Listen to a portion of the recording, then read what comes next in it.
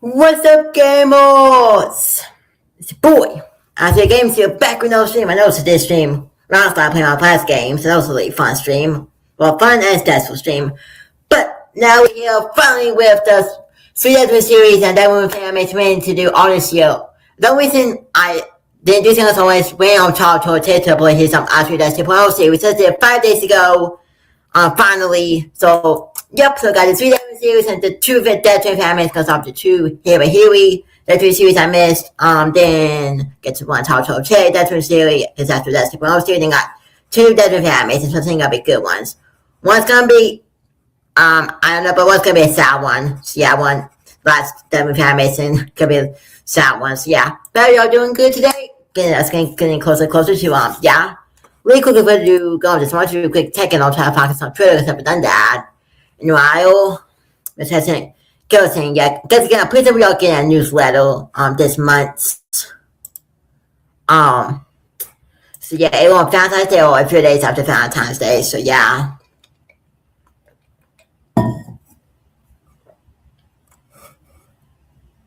Let's see. Oh, there's been no issue that from copyright, man. The UPS may work the entertainment.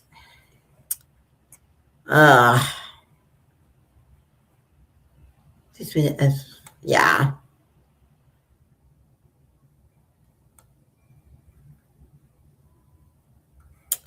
So great, so you can't be playing your freaking Undertale songs again. It sucks. Because freaking copyright. Man, it sucks. But posted this on translation sheet. The crystals. This is annoying, dog. What? Yes, I tell 5 on try to release later this year, so I sang tune. For that favorite home movie. Huh. What's talking about? Huh. Okay. So I think it was that many teasers. So I think it's doing the translation part of that. So, but when you go to the newsletter, I think later on in some months, again, on Valentine's Day or 3 days out of Valentine's Day, then you can give us focus on Deltarune 35. And hopefully people, they have started working on Deltarune Top 6 already. I don't know about Top 7, but yeah. Anyways, I wanted to check that quickly. Alright, so that's always this box typically 3.2 Deltarune and get to the I think top 5 stars for night is with yeah, I'm still saying night is I don't know, because I've been watching 2 from some videos and I'm still not about December, man. Yeah, because things these like Wallace and Dogwood. So I'm pretty certain night is still kill. So yeah. Yeah. Remember, next time it's gonna take place on the festivals. So, yeah, it could be we'll get to the Dogwood, and that's always gonna be kind of out on Flower Stop. Could be we need to get some from Flowery, because remember on Roxy, it's not gonna ask me what's on Flower because it's not a game. So yeah. I don't know, man. I only hope Roxy doesn't be evil. But that would make me really upset. But yeah. Anyways, now we have time to have a freaking hour 10 minutes here. We gotta get to the Astros That's 2.0. Before we get to that, what's happening now? I think that's not about but just remember, as you open up, but well thinking from the chapter 3 that he's a dog nose and gotta go to Lightwood. So it makes that have an uptype based about him. People are saying that he's made up of Azriel's dust. But I don't know, because I don't mean that Azriel would have to be dead, and because we still think we're gonna see Azriel or the Azriel in on this game, because Teresa said that he went out constantly tried to him to return, but saying on chapter 6, maybe, or maybe during the next chapter. But I think because if perhaps he's supposed to be Azriel's dust, I don't know. But I'm excited for that one. But let's start with the box. It's not about the show about the box of the Soul Ghost and after battle, so I know that'll be important. But yeah. Also, I said about also we shouldn't get any ads. I just said that about getting an ad. It's about to see myself there. Alright. Also, again, I'm doing the headphones because of what I found out from last night's stream with Sus, because I really like using headphones in these type of atmospheres, but if I use headphones, y'all won't be able to hear it. Even though when I did use my headphones, I did put a speaker on that, but it was still coming through my headphones, so I have no idea what to do about that because, well, I was talking about the last stream. I know I can hear a little bit through my headphones, but I don't know. You know, just because I really like want to use my headphones for this. Maybe I turn on like the volume on like my headphones, maybe. Because I just don't like playing it like out loud, you know. So I'm gonna try to get this figured out quickly. Alright, there we go. Alright, so audio to be no. Because they're big.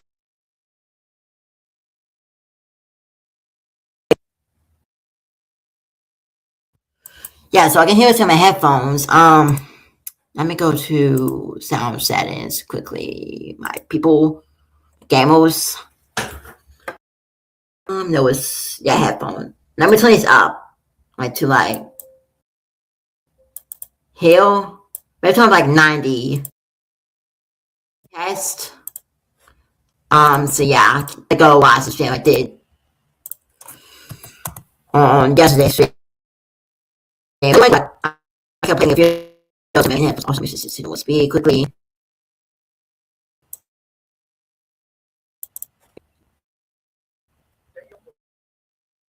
Get your balloons and party poppers ready. Well, actually, it's on stream. That's not on the stream yet. Just gotta get the stream so I can check on it.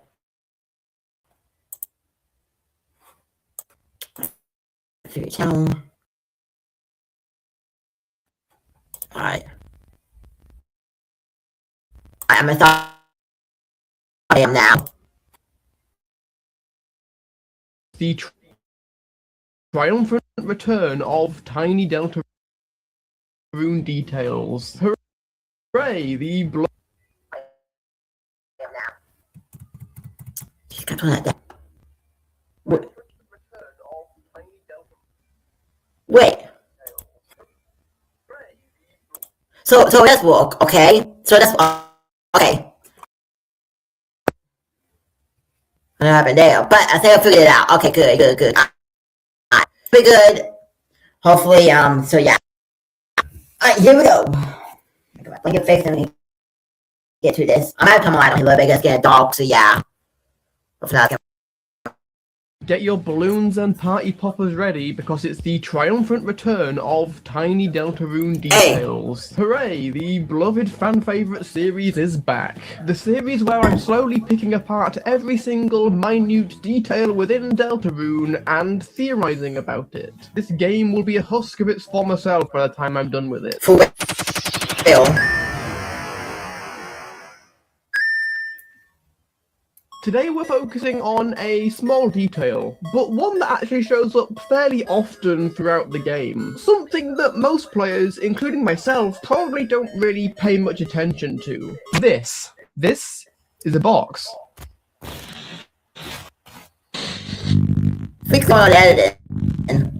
Okay, so it might actually be quite a big Deltarune detail, or it might be a Deltarune detail that may or may not have significance depending on where the narrative goes. But that's a lot to say. So it's a tiny Deltarune detail. I've basically had some stray thoughts floating around my head for a while regarding this box, about what the nature of this box and similar elements in the game that are related to it actually is. I want to keep the focus on the battle box in particular here, because I could totally go on so many other tangents about all the other various parts of the game that connect to it, because there are quite a few. So what can we glean by just looking at this box? Well, it's green, and it's a box with solid walls. It can move or change shape during battle, but for the most part, it stays in this shape in the center of the screen. We also see that each time we need to dodge attacks in the game, the soul is physically ejected from Chris and placed into the box. We can presume this because it's the same animation that plays when the soul exits Chris in the light world, and in Never had to notice that battle, before. the soul is actually taken out of Chris's body, which is even more obvious in this battle where Susie is the one fighting and the soul comes from the top right-hand corner of the screen, because that's where Chris is. So those are basically the main elements I want to focus on here. The fact it's green, the fact it has solid walls, and the fact that the soul gets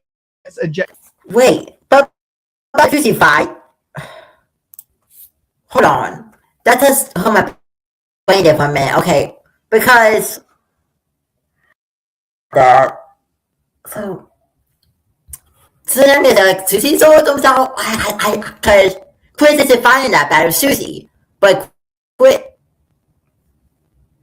I mean, I guess it's basically more that we are controlling the entire game, but I don't know. Projected into it. It being green, and specifically this shade of green, is very important, I think. If you've been around the Deltarune community recently, you've most likely seen the influx of theories. That's Boogie Dude. Boogie Dude also made some good Deltarune series. Think of only seen one Deltarune series Boogie Dude. Deltarune series. Surrounding the color green. Go ahead and watch some of these videos if you want the full laydown, but the general conclusion that they mostly all come to through citing countless pieces of evidence, so many pieces of evidence that it honestly doesn't seem like it could be a coincidence, is that our favourite boy Gaster is actually green, or at least that he is heavily related to the colour green. This is one of those things I could go on another tangent about. I even sort of semi-planned a video out about it before a lot of the other videos came out and basically just said exactly what I was going to say. But just as a very quick refresher, we have the save menu before the end of chapter 1. Green. That is green, and clearly Gaster is who we're talking to. We have the strings that are attached to spam green. are the same shade of green. We have the fact that Gaster was likely related to Sans and Papyrus. Green would go quite well with red and blue, wouldn't it? RGB. There were so many other...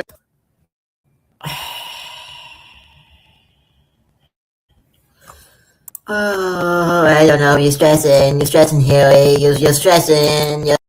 You're stressing. Okay, so is that what is he trying to say here? Oh no, I'm scared.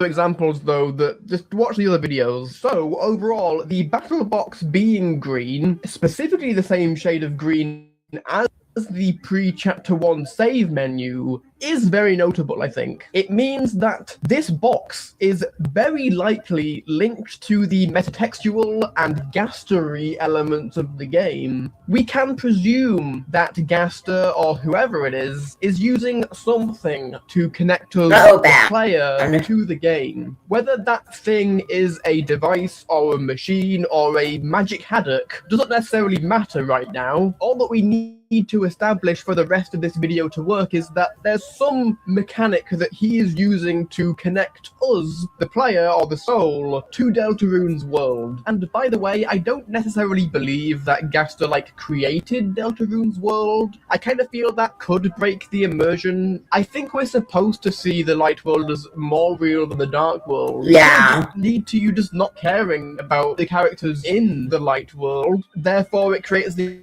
idea that anything outside the light world is inherently more real. I think that it's more that Gaster's magic haddock is just what connects us to Deltarune's world, the world that already existed. Gaster just found a way to insert us into it, but didn't create the world from scratch. That's the interpretation I like narratively. Yeah, makes sense. Toby Fox is a good writer, so I imagine he would do something that is narratively satisfying. I'm not him, and I imagine he probably could do something narratively satisfying with the other way of thinking of things. Obviously, we don't have the ending yet, and I'm not a genius writer or anything, so there's probably some things I haven't thought of. But anyway, that's my current interpretation that we're sticking with for now. Whatever interpretation you have about the nature of Deltarune's world doesn't necessarily matter for the rest of this theory. It's just the idea that the soul has somehow been inserted into this world, and our control over it is something that has been added onto this world. Because we've seen that uncontained, our soul pretty much has unlimited reach and is able to go wherever we please.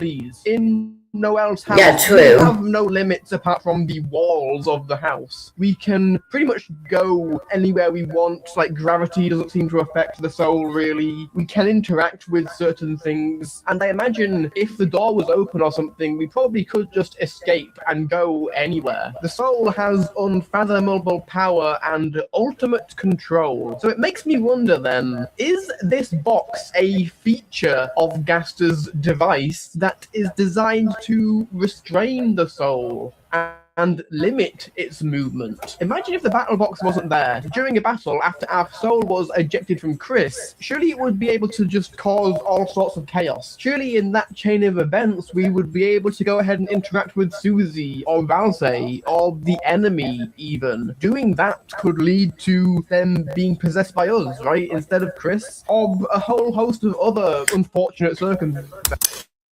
I think it's kind of like for me, so it's yeah.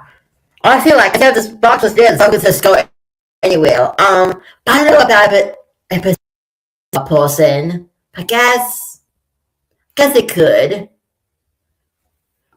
That would actually be really interesting, because, that would be interesting. Another thing I think is no way for our man, because, freak, if I'm gonna go to talk about the freaking W2 top 4 tennis right here for a minute. Yes, spoilers, guys, if you haven't seen the freaking W2 top 4 tennis about, it's been like almost a year, so you're searching the W2 top 4 tennis about by now. But if you didn't, please feel that definitely know in the everything that W2 top 2 tennis about was real and everything. But what if like the soul ended up? Because remember that one part before there was lots of back of tennis two last songs Fiona did on the 2 top 4 tennis about. And well, before we possess Chris again, last year I was like, I'm gonna possess Noel, but so I wonder if that can come because if it's always in a possessing Noel, then that's gonna be interesting. But it says I don't know if we know about, but that's what the tears about. Think about the Spampton battle, for example. The whole battle, Spampton wants the soul. So if we were able to just go over to him, then he has it. So I wonder, to prevent these sort of catastrophic events from happening, Gaster devised or engineered this battle box to restrain us in these moments, to allow us to focus on our specific role during these fights of dodging enemy attacks and protecting the party. I wonder, this box existing could give us some insight into Gaster's motivations here, or maybe just some of his character. We already get the idea vaguely that he is curious and scientific. He wants to know things. He likes performing experiments. To what end, we currently don't really know. But if what I just said is true, or at least close to being true, then surely Gaster would have some motivation for restraining us in these moments. There has to be some reason for him wanting to prevent these catastrophic things during his experiment in order to ensure things don't go too far off the rails, perhaps. Clearly, he has an endgame of some sort that has to do with the word Deltarune. The battle box is one of the ways he's using to sort of keep us on the track that he wants. Although, I mean, he doesn't seem to care much about the weird route, so maybe he doesn't care that much about how much power we get into this world. It could simply just be an experiment of curiosity to him, a scientific experiment of morbid curiosity. But even then, in the weird route, the battle box still exists. We're still constrained. Yeah, chapter 2. Even though we've exerted a lot more control over Chris. So we still don't have that ultimate freedom to go and be the soul, disconnected from any character. So it could be that Gaster simply just doesn't care about the events of the weird route in particular, but is happy that we have just progressed the story to a certain point. In either route we take, it's still, from Gaster's perspective, getting him closer to whatever his end game is. So perhaps he is still a bit uncaring of the actual events of this world, which, could say something about how unfeeling he is, or maybe lacking in empathy he is. Maybe he doesn't care if people are harmed in this world. He just wants to get whatever he wants out of it. If you do listen to some of Gaster's lines of dialogue, he does sound quite obsessed, doesn't he? So that's one idea. Another idea, what if this box also exists to make the game fun for us? Well, you'd probably think that's obvious. Yeah. Right? The battle system is like the main gameplay system in Deltarune, but I'm not really talking about this from a gameplay perspective. I more so am talking about it from a story perspective. So imagine for a second Deltarune without the battle box. Battles still play out as normal, but there's no dodging phase. That sounds pretty boring, right? That takes away arguably the most fun part of Deltarune's battles, the box, and perhaps other battle elements as well. They are things that have been deliberately implemented by Gaster to keep us engaged and interested. If he, for some reason, needs us to accomplish whatever his goal might be, it would make a lot of sense for Gaster to try and make this experience as pleasing and engaging as possible. This idea sort of lines up with the Snowgrave route, right? In theory, if Gaster's watching us play the Snowgrave route and we are still persisting and going along with it, then surely from his perspective, we still must be getting some enjoyment out of this. We're still engaging with the world, but perhaps just not in a way that he expected. To him, as long as we're engaged and continuing to go along with his experiment, then that's fine. I think Gaster's symbolic role in all of this is that of a game developer. Not that he created Deltarune's world, but he's created this experiment. He's created some parts of this experience. This idea also lines up with something I theorized about Rousey in the past. I think his intended role in all of this was literally to be the tutorial NPC. He's there to make sure that we, the player, know what we have to do and understand the mechanics of this world. That is why Rousey has been bestowed. I was thinking about this in my head. I was going to talk back. I was talking about to that's about Rousey season. But since it's been a few months since I brought it up, I want to give a quick fest off she is and why. So I think Rousey's a festival we make at the beginning of the game with here he was the clip for a few minutes ago.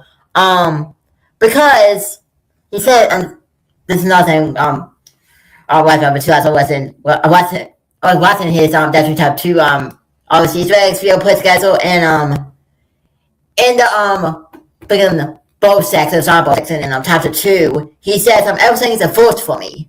Which makes sense, it just created him, And I still think Rousey's the best because in chapter 4, right? Yeah, chapter 4, can you go to chapter 3? You can't.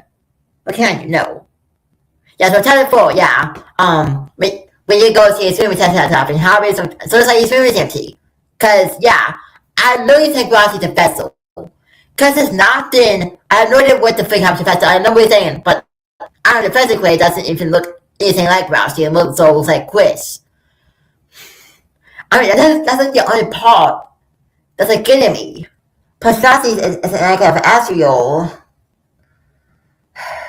which was Flowey from Alaska, of course. But at least Rousey Professor does not did that. The Professor Crazy Bit was like meaningless. But we do think Rousey's the vessel because I said everything's first for me, why it's doing with BMT, when getting hobbies what you're saying.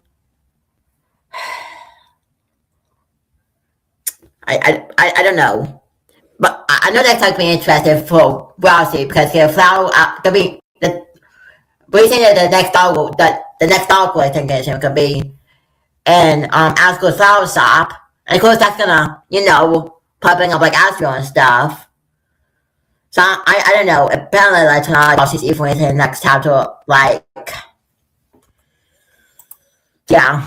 And him saying is like I know some things like he was I think what he was thinking he would be like the tutorial, I guess true, but I don't know, man. I don't know. all of this knowledge that he seemingly doesn't want. Perhaps Gaster is the one that set Ralsei up simply as a guide. All of these ideas. Oh, no, but no, because we're the ones creating Rousey enough. Once he's free by watching the vessel.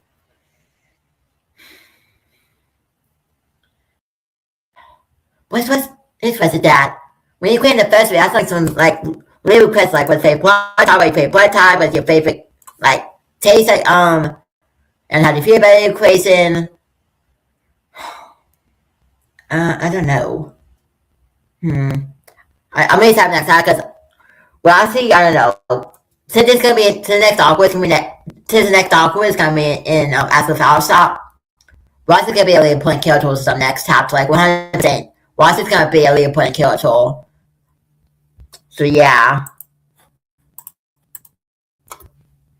Line up with the concept of Gaster trying to make the experience of Deltarune as enjoyable as possible in order to keep us on board with his plan. As for what that plan is, I couldn't begin to speculate because we only have 4 out of the 7 chapters, but I think no doubt we'll learn more about what his intentions are in future. The box and the battles as a whole could also be a part of the reason Chris needs us in play here. They wouldn't be able to battle, or at least not as easily, without us there. We as the player play games and are familiar with how RPGs work. For Chris, these battles would be real, arduous affairs. Us having this outside perspective might actually help Chris and the gang to get through these challenges easier. Playing an RPG is not the same as being the main character in one. And I think it kind of goes along with this idea that I like, that we and Chris won't always have an antagonistic relationship. I think there will be good.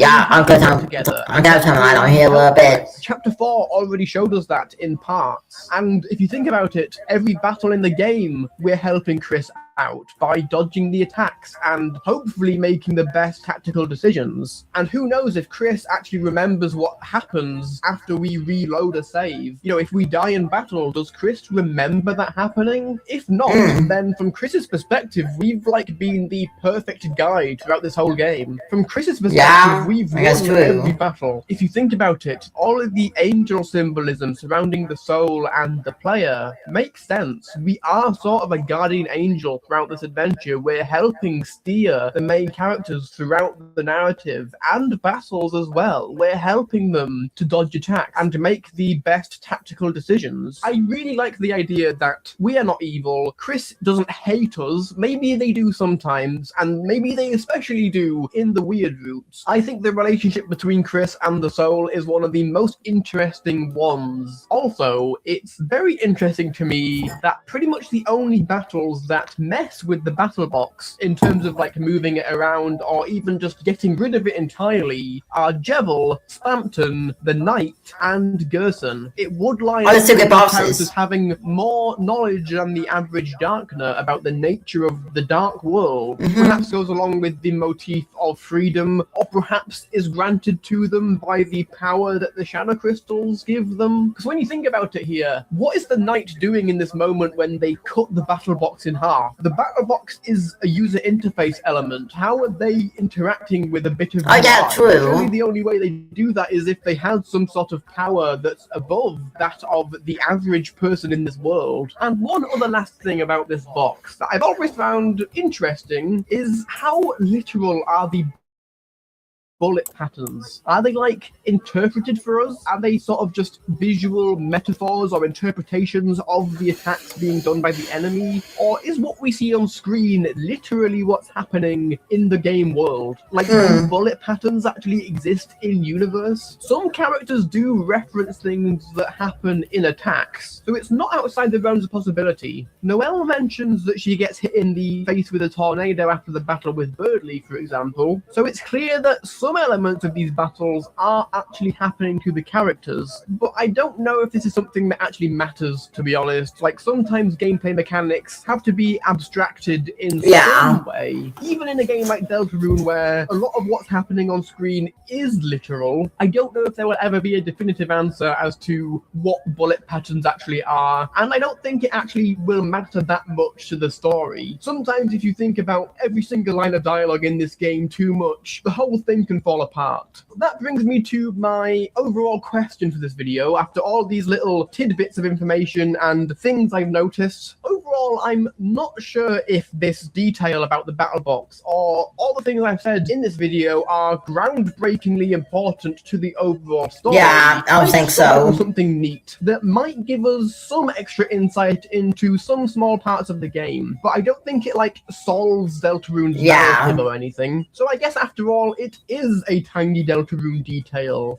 Oh, look at that, a nice, happy, wrapped-up ending. Lately, a lot of the things I've been looking at with Deltarune have sort of been feeding back into some of the theories that I already have, but I never go into these videos with the idea that I must make them fit my previous theories. But I think the fact that they do often end up fitting those old theories could lend more credence to those ideas. And I've talked about before how much I think the game. This is basically just another bit of evidence that can be used to support those ideas. That's what this Tiny Deltarune Detail series is all about. It is about looking at the tiny details and seeing if there's anything in them. And even if there's not, we've had some fun time theorizing and coming up with our own headcanons, because isn't that what it's all about? You know, even if none of these theories are going to be correct, I don't think that matters. I think it's just fun to think and discuss and come up with ideas of characters that probably turn out to be the opposite of my interpretation of him. I'm totally okay with that being turned on its head, as long as it's like written well. I don't think it matters. But let me know what you think. Is what I said today crazy, or does it make sense? Yeah, crazy. Sorry. The channel, there's a few ways to do that. They're on screen now. Patreon, Ko-Fi, YouTube membership. There's perks for doing that. Thank you so much for watching, and I'll see you in whatever the next video is. Alright, yeah. What about that one? Next one. Come on. There we go. Alright, so yeah, I like how it said that the castle creates going to run away. So yeah. But I was saying that you know, the super boss on the only boss you know that control like the box, like the king controls the box, because I do remember that in the Chaos King type 1 boss fight. Same with the Queen chapter 2, so yeah. So in the comment section for question theory on that. But yeah, I do like the theory that yeah, the castle they create a box and so and run away. But yeah, that's not the Snow Grave Fall, because whatever the soul did possess Noel and yeah, that'll be tough to the genocide route. So yeah. Anyway, so that was good for you. Now before to this one, I was thinking it's really interesting. Since the fossil source the knives, my theory is that knives are killable. So yeah, but I don't know. So what here he says. Toby Fox is starting 2026 off right. I think talk about the progress of Red Oil. On Twitter. Last time, Toby shared some of Deltarune Chapter 5's translation progress with us, and this time again he's posted a massive amount of new dialogue lines on Blue Sky and Twitter, including some very, very interesting ones. So, quite a few, huh? I'll go through them one by one. We'll address the elephant in the room soon enough. Let's go over some of the other various lines of dialogue here first. This one is the same one that we saw in Toby's last post, and you can hear my breakdown of this in my previous Deltarune development video. To recap the layout of this spreadsheet, on the right hand side is the line of dialogue itself, on the left are Toby's notes, and the middle seems to be whoever is speaking that dialogue. So here's the first one. TVs are good at talking, but not good at listening. System here likely means that this is a line of narration that isn't necessarily be attributed to any specific character. We can also tell this from the fact that the dialogue is in brackets here. This is likely about Tenor, as it mentions TVs. On the left, Toby writes, "Only if you had," and the rest is blocked. Possibly him saying that this line of... Oh, you've had 10, I was going to say, because remember, Titan 4, is that two last songs, you did give, Tenor a way to, put him inside that, house. Always has, like, he needs something entertaining to watch, bring up something entertaining, we give him Tenor, so it's only if you have Tenor, but, that probably won't happen. Dialogue only happens if you had done something previously. Judging by the fact it mentions TV, this line probably has something to do with where Tenor ends up by the end of chapter 4. Of course, he can either be dead in Castletown or in Metaton's house. Here's the next one. You used the annoying dog. It was deployed like an off-brand missile. So it seems that there'll be some point in chapter 5 where we'll be able to use the annoying dog as an item, and this interaction strikes me as similar to the one with the orb in Undertale. And apparently the second line here is a reference to something. I'm not entirely sure what that something could be. It's possible it's something insanely obscure that only Toby knows about. Or it could simply be explaining that it's a reference to that scene I already mentioned in Undertale. Yeah, true. Next, this one says, "Adventures, like quests. Pretend to be a dog." These look like response options that we can make Chris do. That might be what the hash means before these lines. I'm not super sure what these could be in response to, but that's how most of these lines feel when they're out of context. My theory is that these are the dialogue options for when Asterisk is what they've been up to while he's been away. Wait, Asterisk? Let me ask you, right? Wait, is that okay, hold on. This is the title and news I'm talking about. Is Aspen coming about this title? That's a good question. That could be why this title. That could be why this title taking longer to release. Because if Aspen is coming back, I would probably have to create, the schedule design, a dialogue for him. So if Aspen is coming back, the probably by the title is going to be released like June this year, or maybe even July. If that's come out top, that would mean that this title probably will be to July or August. Because think about it, as I said, that's going to be the kills design for Asriel. That's coming from the dialogue for Asriel. So yeah. But there's been some good animations saying, oh, what's doing them on some of these scenes before, with that shown on what again Asriel looks like now. But we don't know what he looks like because I haven't seen him in the game yet. So yeah. So after it's gonna buy this title, which would make sense because again, saying the next Star Wars is gonna be an Asco Trial Shop. So I think Asco can come back as title for Course Festival. I think they told you said that'd be back in time festival.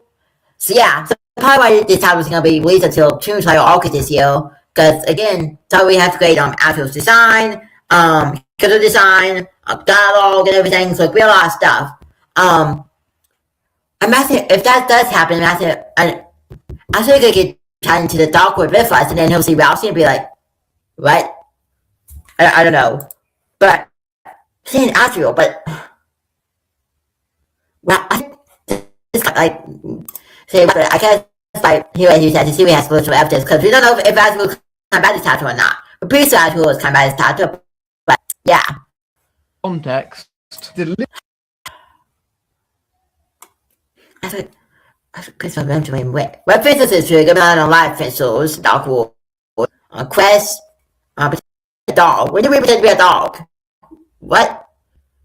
Deliberately vague, but I do know that Chris is never beating those puppy allegations, man. We have some lines from Susie here. Oh, my favourite character, how I love her. She says, "Dude, what's your favourite horror movie? Bet you like the one with the creepy doll. Huh? Your brother never wanted to watch them? What, was he like, ooh, I'll make the popcorn, and then just never came back?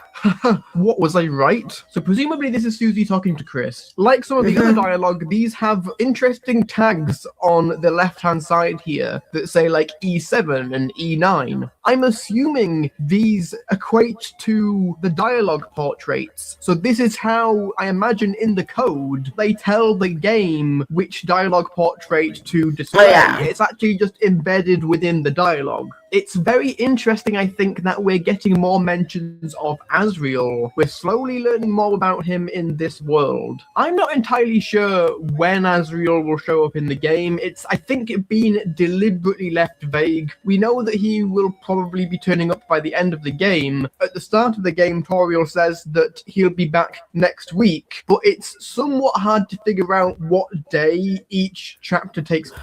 But last chapter took place on Sunday because of tour, so I think he's coming back next time because Chapter 5 was on Monday then. So I think that's really coming back. That is me coming back next chapter. Place on. So it's possible that maybe we even see Asriel in Chapter 5. Maybe he returns for the festival. Interesting, a horror movie with a creepy doll is specified as Chris's favourite here, as Chris has been compared to a doll a few times before. Not only do they relate to Spampton, who literally is a doll, but they often show some doll-like movements where we're possessing them. And the whole idea of us controlling Chris as if they were a toy or a doll could be a coincidence, but it's interesting nonetheless. Could be another hint that Susie is picking up on Chris's strange tendencies, but not necessarily thinking there's anything wrong with them. Susie is one of the only characters in Hometown who hasn't known Chris since they were young, so might just assume how they're acting is how they normally act. There's some more narration next. You and your brother eating candy apples together. You, Des, your brother, and Noelle performing on... Wait, what? Your mum going hyper mode and Noelle's mum looking annoyed. I'm guessing these are photographs that Chris is inspecting. Maybe they're ones on the fridge. Oh yeah, I'm about to do because it's Destiny's chapter. I freaking answer. So we can answer a Destiny's chapter, but not like that they are pixels. I wonder though if these are lines talking about previous festivals, since we know Chapter 5, the festival is going to happen. Things like eating candy apples and performing on stage certainly bring to mind that kind of imagery, and Toriel and Carol being together would make sense for an event like that, as they probably wouldn't voluntarily be within each other's company. There's a word on the bottom line here that's seemingly been censored, with the word hyper. I wonder what could have originally been here that is worth censoring. I mean, there's generally not any swearing in Deltarune, so maybe it's a spoiler underneath here. Yeah. Obviously, the word hyper has some connotations. Asriel's final form in Undertale is the god of hyperdeath. Could this be a deliberate reference, or am I looking too far into this? Aside from the last thing we're going to talk about, that's kind of the most interesting line for me. The fact that something is seemingly being hidden or altered in this particular line. And last, for the more mundane lines, there's this. Green apple shampoo. You wonder if Susie would recognize you if you changed to a different fruit. This one seems like some fairly standard flavor text for the shampoo bottle in the Dreamer bathroom. I love how it seems like Chris is thinking of Susie fairly often. They really like her, man. Okay, it's time for the big guns now. Let's look at these lines from Shawm. They say, Chris, I suppose I owe you an explanation about all this. No, yes, you've no doubt realized yourself by now. The shadow crystals are far more than mere pieces of glass. In actuality, they contain a certain power. You could call this the power of will. No, perhaps will isn't right. The power they contain is... I cannot believe Toby casually has just law dumped on us like this through a random translation update. I realized while editing that these numbers that you sometimes see most likely represent pauses. If you read Shawm's dialogue here, where you see these little number ones, it would make sense for there to be a pause. So that's what I think those are. So Shawm here is explaining about the shadow crystals. Presumably they say this after we get the 5th one in Chapter 5,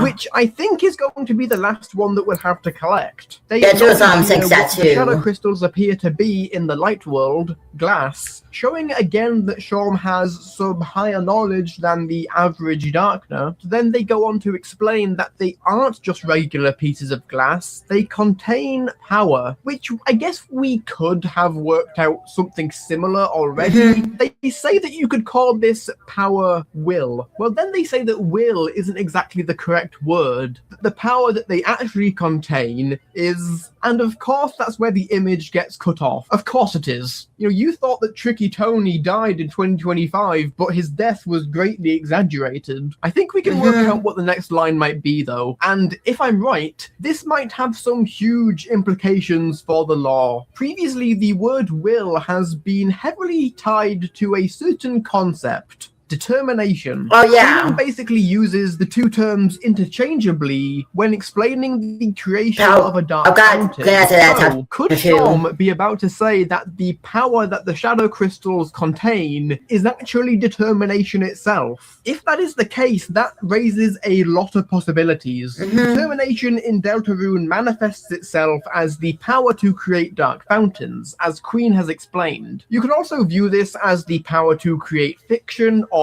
actualize thoughts into reality, or more generally the power of creation. From what we've seen of how the shadow crystals work, this does line up pretty well with how determination works. In the light world, the shadow crystals seem to show various visions of, I guess, possibilities, ways that the world could be. They also allow Chris to see through the veil of the dark world. They reveal visions of the true locations where these dark worlds reside. This ability of shadow crystals to warp reality in some way is the ability that determination has to do that. So that brings me to a question. What exactly is Shorm making with the shadow crystals? Well, we know of an item called the Pure Crystal, which currently goes unused in the files, but is mentioned one other time in the game, which we'll get to in a minute. This item has the description, the shadow purified by the cat. We can presume this means the Pure Crystal is a pure form of all 5 shadow crystals, which will be created by Shorm in a future chapter. So if this is a combination of 5 shadow crystals, all of which contain determination, what power might the Pure Crystal have? Surely that would be something with immense power. What might that mean for the Twisted Sword then? This is an item that will be exclusively craftable using the Pure Crystal and the Thorn Ring, a Weird Root exclusive item. If I'm right about the Pure Crystal storing a very strong determination-related power within it, then combining that with another very powerful item to create a weapon would surely create something monstrously powerful, right? Yeah. In the Weird Root, we are effectively using Chris to exert as much control over the narrative and other characters as possible. By the end of chapter 4, Noelle is pretty much brainwashed to obey our every whim and desire, as determination in Deltarune's world seemingly has this power to mold reality as you see fit. Could the Twisted Sword be yet another tool that we can use to further exert control over that would make sense. That would make sense. Maybe. Personally, I don't think there's that much of a difference to how determination operates between Undertale and Deltarune's worlds. I think it's pretty much all the same substance, but can be used or channeled in different ways. All the ways we've seen determination being used in both Undertale and Deltarune all revolve around reshaping the world in some way. Saving and loading in Undertale are a form of this, through going back in time and replaying events. Coming back from death is akin to this, as you're able to carry on after you should have been defeated and continue to make changes to the world. Creating Dark Worlds is this, literally reshaping the world to your own image, creating a new world based on a familiar place, a world that we know shapes itself to its creator's will. We also know that the Night, or December, who I'm still convinced is the Night, is very much related to the Shadow Crystals. We can infer from chapter 4. Forgive me for the time here, Harry. So now you kill thing it is, so yeah, December, but at least in December, it's literally lost in a freaking Dark World. let's get out to two songs. I think it was now in chapter 2. See if you always get I don't, but yeah, because go back to Bully's backstory here for a minute. He mentions that from chapter 2. That's why I say, yeah, the night is killed because no, they'll take it on the spelling so in the spelling reward, but then when it gets to December, once he gets to December, start of December, he gets see, it's not able to spell it right. So that makes think that that's they get lost to Darkwood. I think most likely it's Darkwood, that's the bunker, the same freaking place that I took Undyne. But what's interesting is if the freaking knight is Carol, the form we saw from Deltarune Chapter 2, Kill or that Deltarune Chapter 4, Kill was kind of mean because I think this kid's like people like there was house whole house I guess. He tells everybody to get out, but Chris, the opposite like he's nice to is on Chris, which is weird. So anything with that, right tonight. But if freaking Death is in the bunker with freaking the night was Carol took Undyne, then why isn't he saying anything to freaking Noel? But going over here, he's he have made that maybe possibly December is the freaking night. Why was he doing this? Because I don't know. I have like a dog season, maybe. I don't know, man. I don't see why December would turn out to be the night. Apart from, this is the only thing I can see being true, I call it also for me. Because remember why, Flowey was trying to kill us and stuff. But Tuskers was going to have more fun with us before we left. Maybe that's why December might be nice so we have more fun with her sister. But so far, the one nice boss fight we had in Tato 3, no, it wasn't there. So, I mean, I can see being like this thing as Flowey, Undertale would just want to play, have fun with freaking Chris, but I don't know, man. Cause, and then for some reason, the freaking night causes the Robin, and obviously it's a tie-on to us. I still have an idea. What if, because one person reducing in the night boss fight in Tato 3 is Susie. So what if, Noel wants to spend a lot of time with Susie, and because of that, that's it tells I want to Miss Sister, of course, and then we're full 9 mode, but that's the only reason why. But why would the night take Undyne still? I still say the night is on kill, but I don't know. Since I feel overall, I feel get to different animations. Or that it is actually the knight who gave out the shadow crystals to the likes of Jevil, Spamton, and Gerson. In Jevil and Spamton's case, they chose to use them to harness their power. Gerson, however, didn't. He was strong enough already. It's interesting that the shadow crystal holders, Jevil, Spamton, and Gerson, all have themes of freedom, wanting to change the world to how they see fit, or change their own circumstances. Almost like they're using the power of determination within the shadow crystals to achieve this. At least Jevil and Spamton are. Gerson is modelled off of a Lightner who, I guess, would already have determination. The Black Shard also chips off the knight's weapon when they are defeated, which seems to be similar in form to the shadow crystals, basically confirming that the knight is made out of similar stuff to the shadow crystals. Could it be that the knight's body is actually filled with determination in some way? That would explain how they are seemingly able to create shadow crystals, and how their weapon seems to be made of a similar material to the shadow crystals. It would also explain how, despite being able to exist in the light world, they are able to unnaturally morph and change into different shapes. They have the power to literally reshape their body through sheer determination. I guess. They also quite literally create a dark fountain right in front of us, something we know requires determination in order to do. Also, if you look at the Knight's design, they do bear some similarities to the determination extractor in Undertale. Determination extractor. Oh yeah, kind of.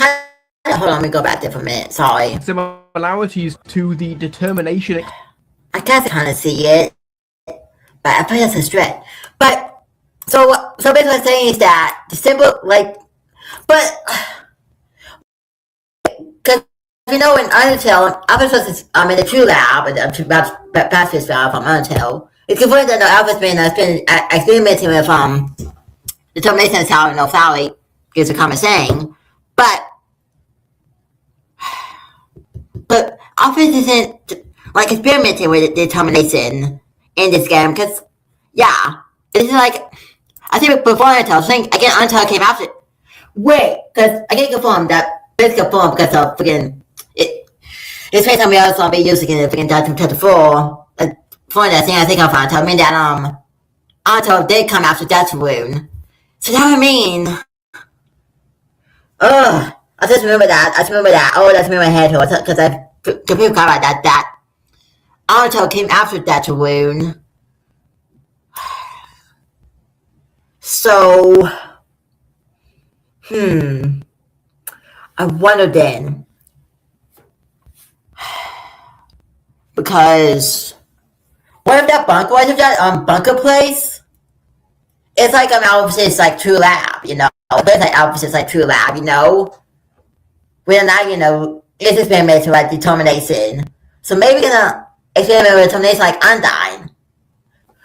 Which is why, because we don't know if she made with determination if we does to, but that would make sense for why she is made out of determination in Undertale, osmosis in the inside route of Undertale. But everything that would have made the Knight is W. Castle. But I don't know. But if the Knight is gonna die to go start to with overtake to with determination, then that means that you have to do that with other people who receive inferior determination, and that's how which is a pretty sure Alphys maybe I don't know.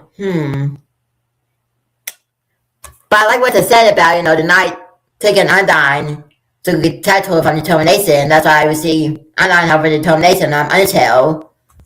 So yeah. But it looked like the monsters we see. But I guess it's Alphys is remembering from determination, not the Knight.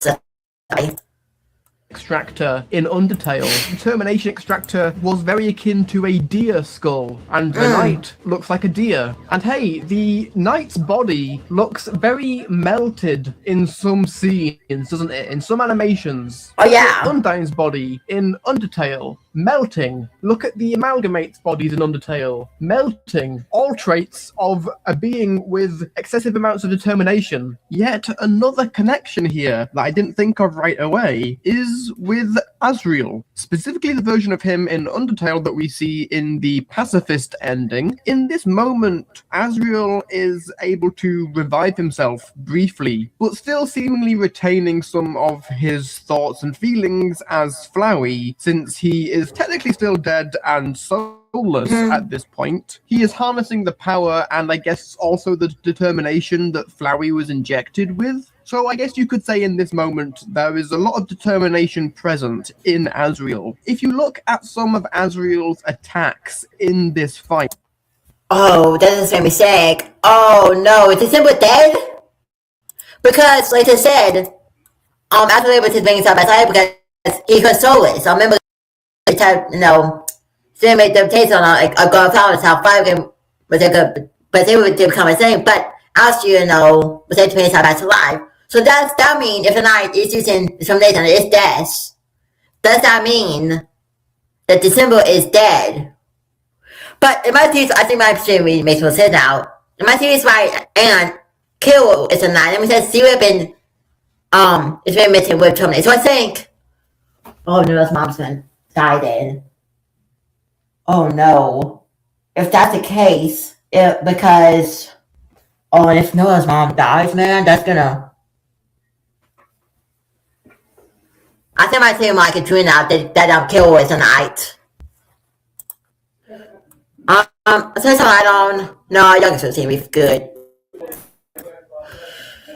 And then look at the knight's attacks in the night fight. Yeah, there they're are similar. a heck of a lot of similar ones there. Yet another connection between the knight and things related to determination. So the knight most likely has determination in some form. So all of this is starting to paint a picture of the knight's origins in my mind. Hear me out here. I think it's very possible that, at the beginning, while exploring the woods around hometown, December died, maybe within the shelter. Because of this, her soul became lost and somehow trapped within a dark world. Whether this was by malicious means or just a unfortunate accident, we don't know. I think that's the version of December that we're hearing speak in the unused code. Because of the sheer amount of determination in December's body, it was able to be reanimated. Maybe proximity to what did I say?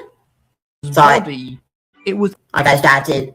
Because of the sheer amount of determination in December's body, it was able to be reanimated. Maybe proximity to the dark world also played a part in this. This is what became the knight, I think. The knight, this seemingly unfeeling, empty being that cannot be reasoned with, only driven by the whims of December's leftover determination. It sounds cool, doesn't it? December having higher levels than usual of determination does line up with what we know of her as a person. She certainly seemed driven and adventurous, traits that line up with someone that would be very determined. So maybe feeling like an outcast, December went to explore that shelter in search of maybe what she thought was a better world. So then the knight continues to pursue that goal through creating dark fountains and attempting to cause the roaring. But there is some precedent for a similar chain of events to this happening. In Undertale's genocide route, Undyne is able to reanimate herself from the dead briefly through the gargantuan amount of determination she possesses in that moment. The only difference, however, is that she is able to retain her mind and reasoning, where in my theory, December doesn't. But I think this inconsistency could be chalked up to the fact that Undyne the Undying still has her soul in Undertale, and in my proposed chain of events with December, she doesn't have her soul. To me, that clears up the inconsistency. The soul contains someone's essence, their emotions, their will, their being. So separating that from someone's body, their body might start to become blank. Their mind is trapped within the soul. We see this in Undertale with the human souls. They retain some of the traits of the humans who died. This is similar to what I've said in previous videos, where I think that December somehow got split between mind and body, and the knight's her body and her mind trapped in the code. I didn't go into reading this with that idea in mind. When I was writing this video out, I realized that it lined up with what I already thought. Either I'm biased, or I was on the right track to begin with. I'll let you decide that one. I'm saying it's cool. Maybe not having evidence behind every part of it. I think my theory here answers a lot of questions that we had about the knight's overall goals, and what happened to December, and whether or not it's December who is the one talking in the code. It doesn't mean what I said here has to be 100% correct, but I think it does all make logical sense, and most of it has existing precedent within either Deltarune or Undertale. And all of this I've managed to glean from one tweak to the lore that Toby made with this recent translation post. It would be ironic after all this if it turned out that the next word in the sequence is not determination and something like freedom. I'm confident that Tricky Tony isn't actually tricking us this time. Next word in the sequence is totally determination, right? I guess we'll have to wait and see. Well, that was definitely a theory, honestly one of the most fun theories I have written.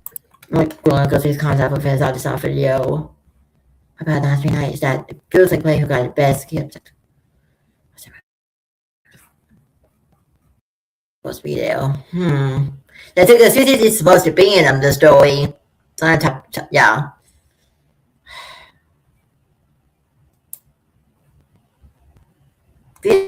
no comment, right?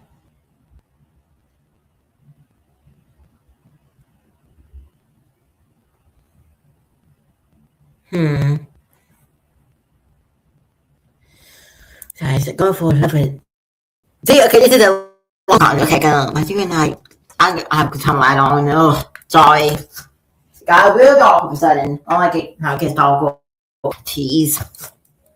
I might get gotta get to the over hour video. I said I did on stream. Oh, what was it? Is that normal? Inspire them. If that was a phone and the bad night back, something that's interesting. I don't even know.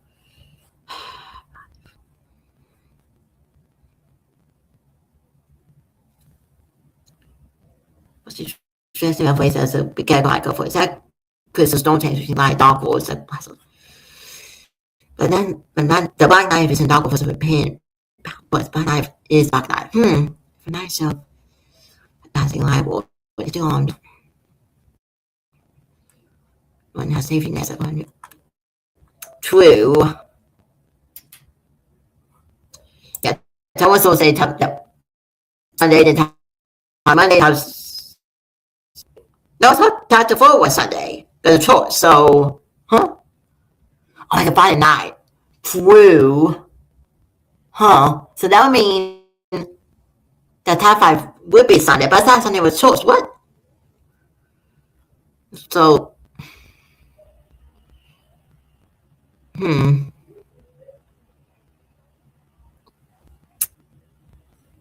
no. So I'm trying to read someone without two more minutes and then we'll get to the end of some video. And the morning night was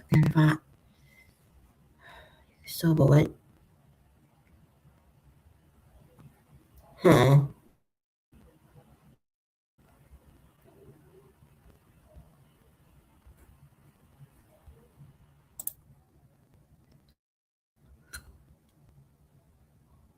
Dream but one night is right.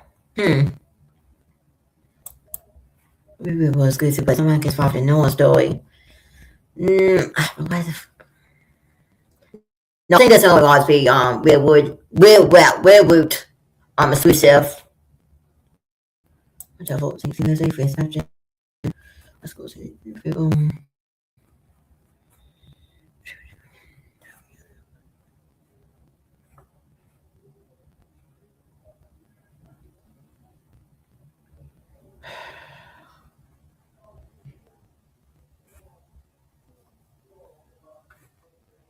Wait, what?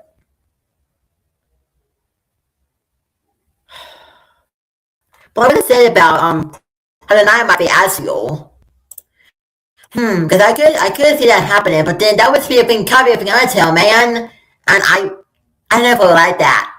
But again, if that's not be a night, it would be doing for the same reason, as right now, begin, Flower, what Azul was doing Undertale, a good game, I guess first playing was bored. Before that reason is done like saying that he's bored wants to play with, but I mean after doing it for the same exact reason for Naruto, but if after does not be a night, I'm gonna be kind of upset. But that would also kind of exist at the same time because I haven't seen Naruto in this game yet, and but that's different kind of until I feel like I don't know how I feel about that. But I did that determination about the melting and stuff. So yeah, we want more comment. Then yeah, okay, our video. See, the last comment. What is yeah the fact until the true fact the contain wheel was only made terminating. One absence was Cass's lab. He can seem like a deal is gonna make one do somehow. That's what I thought. The one from Montel will be also given the little hint state, always wanted to do something about it specific the gas needed. Videos first sound about some kind of that huge right combat, but that's just about finding tiny angel wings. Of course, let's say that the Fuse wheel don't talk to the new one talk to out. Finally, time 8. So does that mean? Oh, that the probably gonna end up happening. Then we're gonna have a time Susie and the level 5 Hazel wins. So all besides that does happen. They will. Have to battle. The real root of something. Maybe that's when the disco because famous until. So I was saying that remember what they said that until comes after that room. So that's that main then. Then no other. Okay, if you're interested like that, that's probably that theory. Wait, I'm sure. So now was an actual type being the root. Yeah, same. Because film. That's the well series. In a while. If you want to help support me in the channel, there's a few ways to do that. I have a Patreon. You can be a YouTuber, offer one-off donations. You can support over on Ko-Fi. Patreon and memberships get access to behind-the-scenes things, extended cuts of videos, all that stuff. Anything you could support would help greatly, but don't worry if you can't. A like and subscribe on the video would also help. I'm gonna kind of pause on that myself out. And I'll see you in whatever the next video is.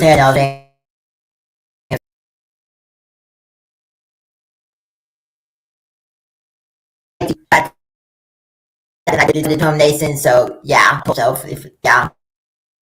kill. Alright, let's get to what I'm waiting for. Let's go. The Azrael's Dust meme. You may have seen this gif of Gaster dancing on it, or maybe you just saw an image like this. If so, then you have encountered my handiwork. You see, it was my What is Rouse theory video that was the inspiration for the Azrael's Dust meme, as a big part of that theory was about how Deltarune's Azrael is secretly dead, and his dust was used to create Rouse. That theory became so infamous that Azrael's Dust has effectively become the flagship theory of my channel, which means that everyone and their grandmother has been begging for a follow-up to this theory now that chapters 3 and 4 of Deltarune have been released. As such, after taking a few months to play the new content, I have come back with a whopper of a sequel to my Azrael's Dust theory. Not only do I think that original theory has held up surprisingly well, but I also now think that the truth is even crazier and more complex than anyone is expecting. I'm talking death, souls, cover-ups, foreshadowing, and a plot that was set in motion all the way back in Undertale. So, strap in and get a snack, as today we will be diving back into the world of Deltarune to find out how Azrael's Dust has become more relevant than ever before.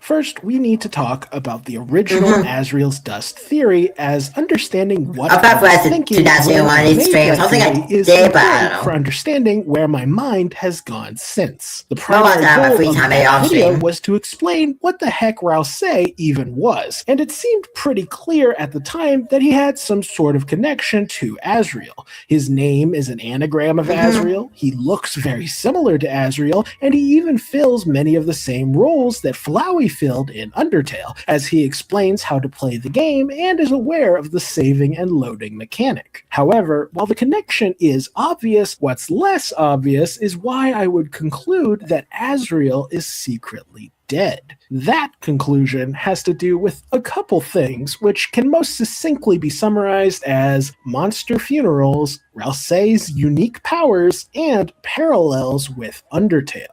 The monster funerals that we learned about in Undertale establish that when monsters die, they turn into dust, and that dust is then put on an object which inherits the essence of that monster. This was how Flowey inherited the memories and personality of Azrael, and given that Deltarune is all about mundane objects being brought to life, it seemed pretty likely that we would encounter a Darkner created created from one of these objects Put it up imbued with a monster's minutes ago. essence. Furthermore, it seemed Oh, yeah, likely that stream. such an entity would have powers and abilities that ordinary Darkners do not have, which brings us to Rousey's unique powers. There's quite a lot to say on this front, but to keep it simple, Rousey has a great deal of knowledge that no one else has, including about the prophecy and about the saving and loading mechanic. He has the ability to travel between dark worlds without the aid of a lightener, and, most notably of all, he does not turn to stone no matter which dark... I just remember that. Oh, I remember that. Oh, I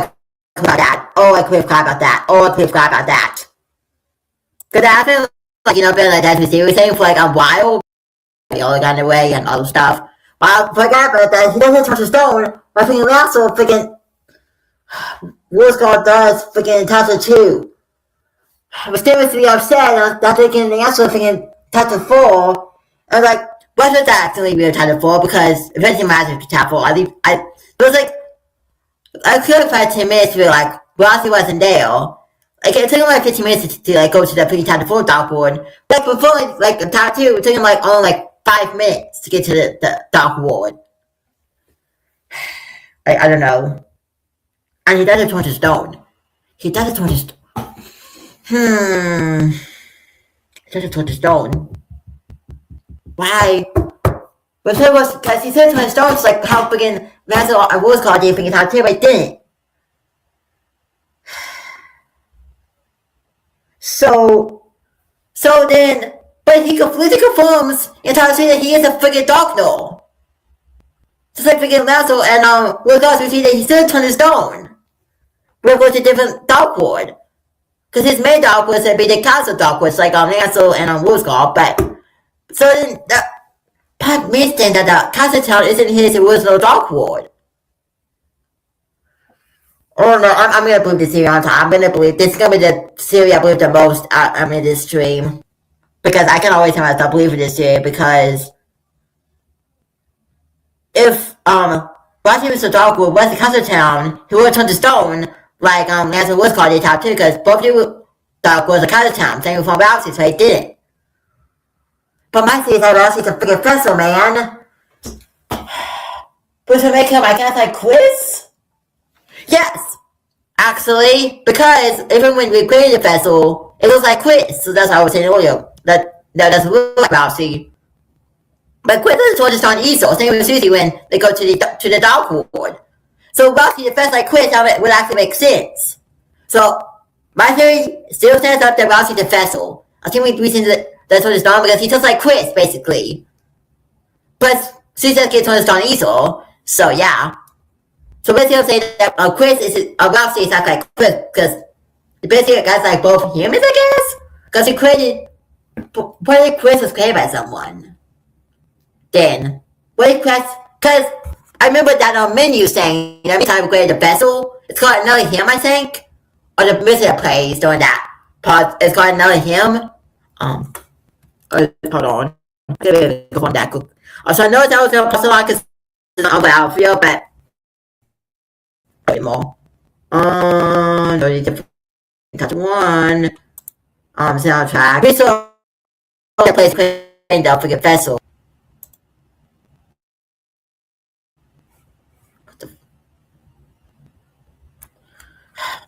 I can't get it. Hold on a minute. There we go. Oh.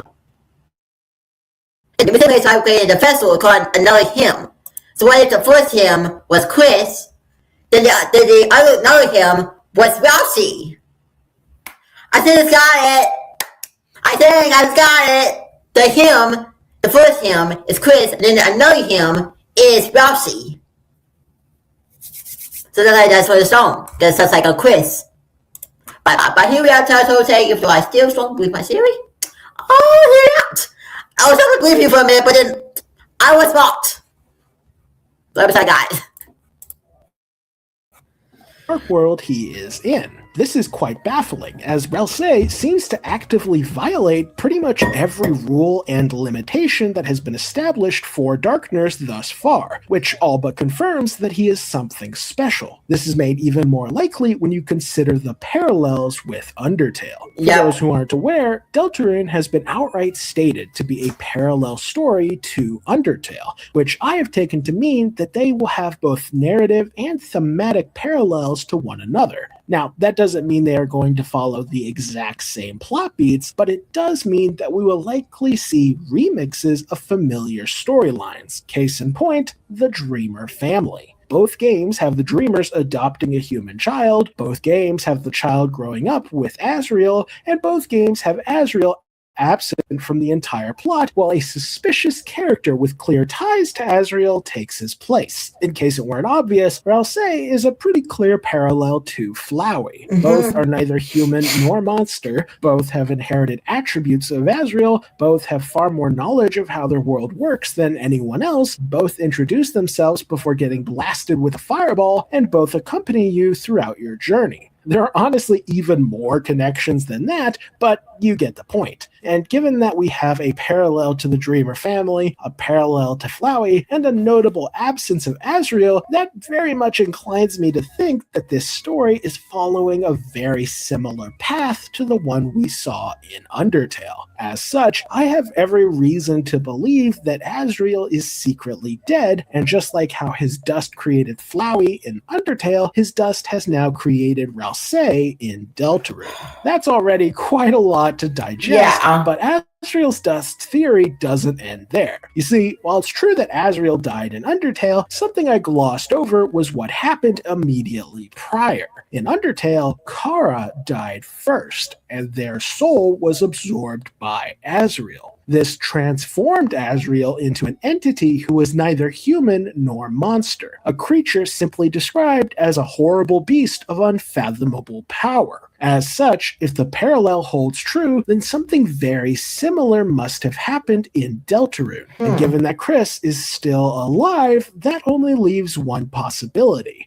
Instead of the human dying and being absorbed by their monster brother, the brother has died and has been absorbed by the human. And this is where the Asriel's dust theory really gets interesting. Here we go. Not only do I think Asriel is secretly dead, that his dust created Ralsei, and that Chris has absorbed his soul, but I also think that all of this was foreshadowed all the way back in Undertale. In that game, we get quite a lot of lore about humans, monsters, and monsters who have absorbed a human soul. That makes sense, as the protagonist was human, the antagonists were monsters, and the main goal of the bad guys was to absorb our soul. However, there is one other type of entity that is only mentioned very, very briefly, and I don't think it's a coincidence that we learn almost nothing about them. I am, of course, referring to a human who has absorbed a monster soul. This type of entity is mentioned once in passing in Waterfall, and the only thing we learn about them is that such a creature has never existed because the only type of monster with souls that last long enough to be absorbed are boss monsters, and boss monsters are very rare. And that's it. That's all we know about a human who has absorbed a monster's soul. We don't know what powers they would get. We don't know if the boss monster would have some degree of control over the human body. And we don't know how that human would change or evolve as a result of gaining this power. Remember that when Asriel absorbed Kara's soul, he became powerful enough to wipe out an entire village with ease. So presumably a human who absorbs a monster's soul should be altered in an equally radical way. But that's purely hypothetical because we are never given any hard details. And I think that was intentional. I think Toby Fox knew that if he explained this type of entity in too much detail, it would become obvious that we have met such an entity with those exact attributes. I am, of course, talking about Chris. You see, much like Rousey, Chris has powers and abilities that no other human or monster has ever demonstrated. The most obvious of these being how Chris can completely casually rip out their own soul. They can then toss the soul aside and go off on their own. This may weaken Chris to some extent, but the fact remains that they are somehow able to survive without a soul in their body. That's pretty impressive considering how everything we know about souls says that doing this should be impossible. Back in Undertale, it was established that removing the soul of a living monster would not only require a godlike level of power, but extracting that soul would also kill the monster that it belonged to. This, of course, was foreshadowing how Flowey could only steal the souls of all the monsters in the underground after he had absorbed the 6 human souls. In other words, it took Omega Flowey's near infinite levels of power to steal the souls of monsters. And I'm going to be real with you, I don't think Chris is packing that kind of heat. Yeah. Of course, you could argue that Chris can do this because maybe human souls are just easier to remove than monster souls, but I don't think that makes sense.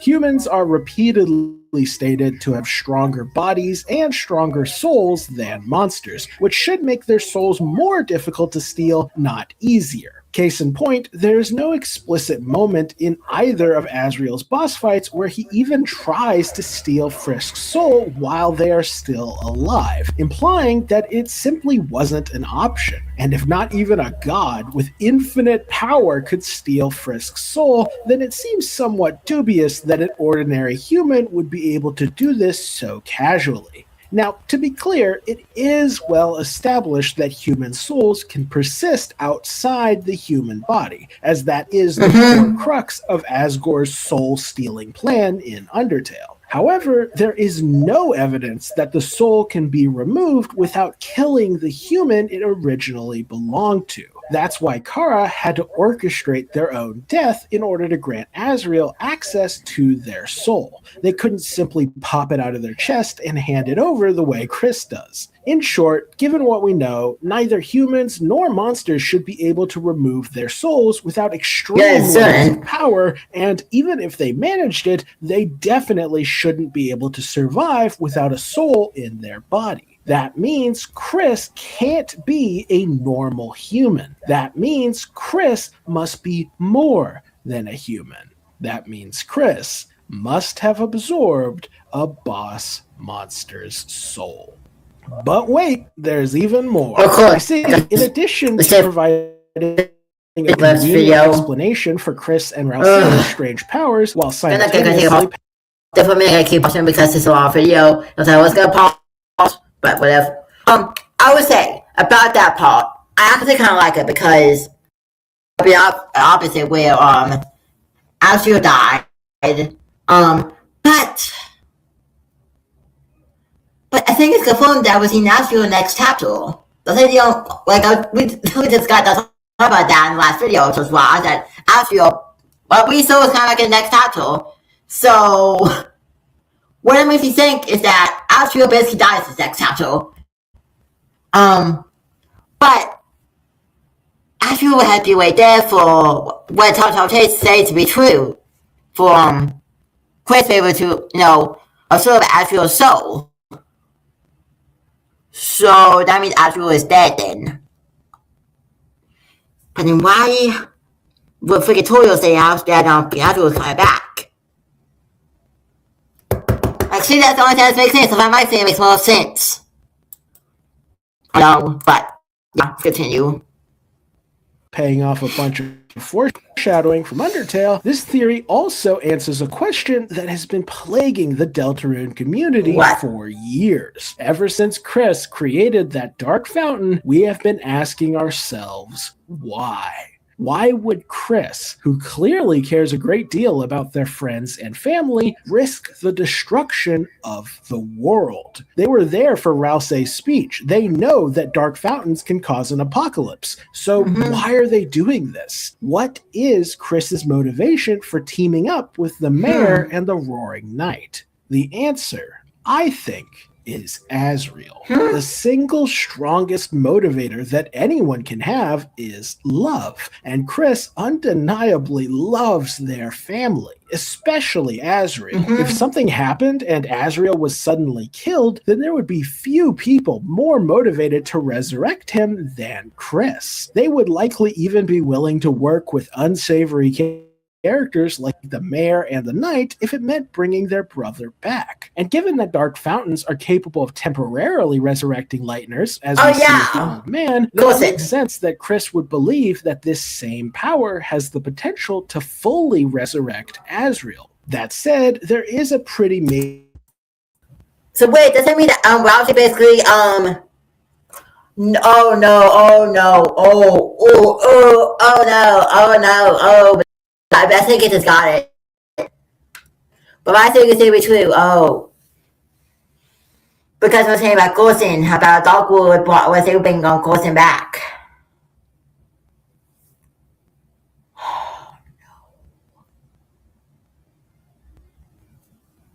But I think, oh no. I think it means that Wellesley basically asked you, resurrected. Because if after they die and Chris to take his soul, then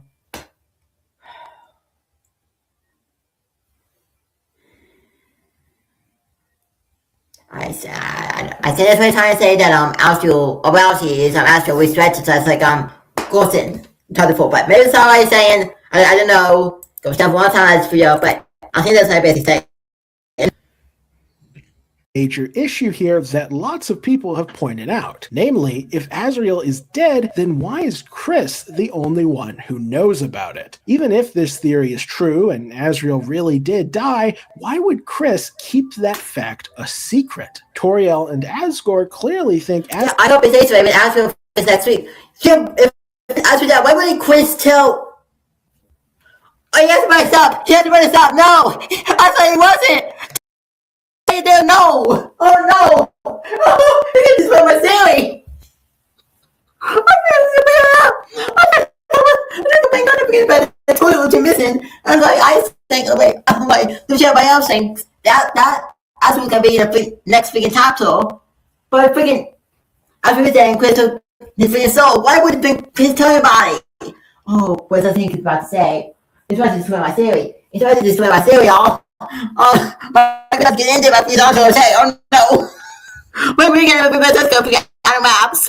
Oh no. Oh no. It's supposed to destroy my cereal. That's it. I have to destroy my back to classic. Okay. Okay.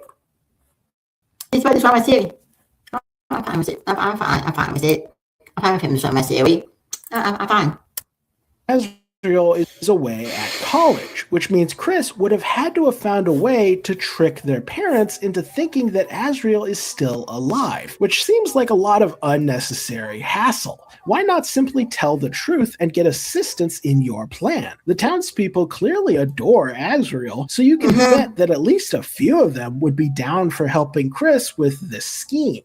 So, I ask again, why keep up the illusion that Asriel is just away at college? Well, there are two main reasons I can think of for why Chris would do this, with one being thematic while the other is more practical. On a thematic level, I think Deltarune is heavily focused on the idea of obsession with the past and not wanting to let things go. For example, the king's obsession with the past filled his heart with hatred. Spamton wants to return to his glory days as a big shot. Asgore wants to go back to when Toriel loved him. Noelle wants to go back to when her dad and sister were okay. Susie wants the past few days to just repeat indefinitely. And Chris, I think, wants to go back to the days when their family wasn't broken.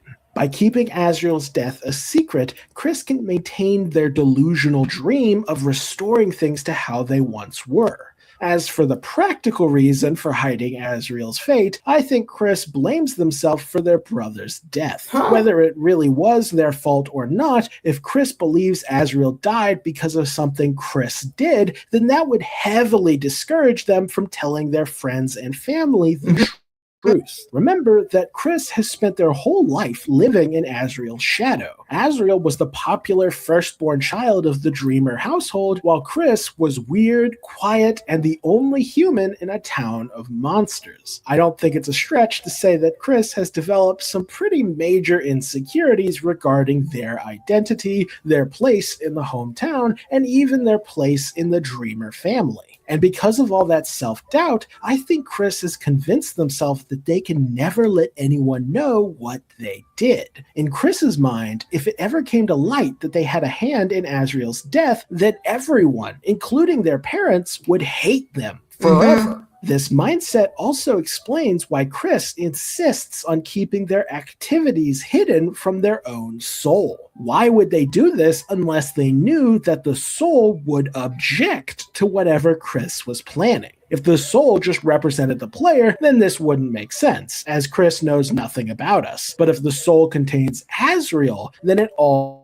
clicks into place. Chris knows that Azriel would be completely opposed to them meddling with these dark fountains. Azriel may not be thrilled about being dead, but he has always been a very ethical person. As a result, just like when he refused to let Kara destroy humanity, Azriel would never allow Chris to risk the destruction of the world, even if it meant bringing him back to life. That, I think, is why Chris does their best to keep the soul in the dark. They won't let anyone, not even Azriel, stand in the way of the restoration of their family. And that is more or less the entirety of my original theory. To briefly summarize... Alright, forget this. I guess I'll pause because I have 40 more minutes left, man. So, still got no chance. I'm answering the question quickly. This ain't a challenge, y'all. This keeps on here in a while. Because I have the two fan made you. But let me swing quickly to 7:40. I was gonna move the same description, so I'm gonna check on it. 7:40. Yeah, this will be good. Alright.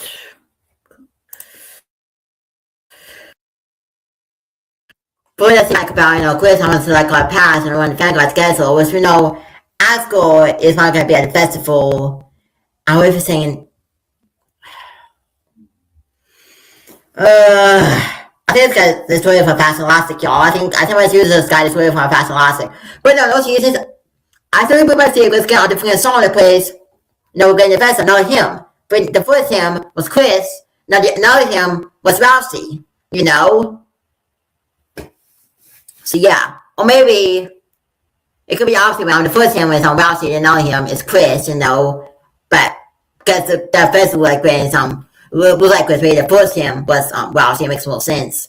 I'm saying that make W cast created on Rousey, but I think it's just true that Rousey is a festival, but I don't know. But why would Rousey have? Why would Chris? I could ask you, man. Like, the other question I'm asking now is why would freaking Chris kill freaking Azrael, man? Apart from if he had to, but why? And it makes it hot for fans, so that's get hated by everybody. I like both of those series, like the cinematic one that's not letting go of the past. Chris on the family guy schedule. But I saw the practical one too, with Chris on to be hated by their entire family. But then why would Chris have killed Azrael, man? Like,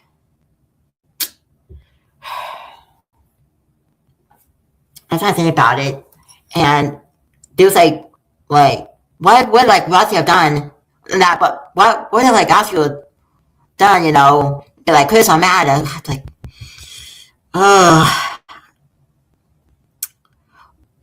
Maybe the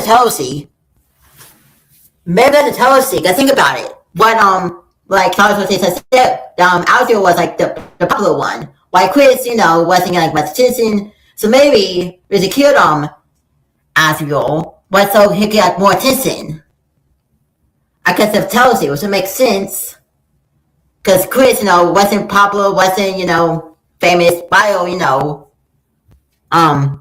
Azriel was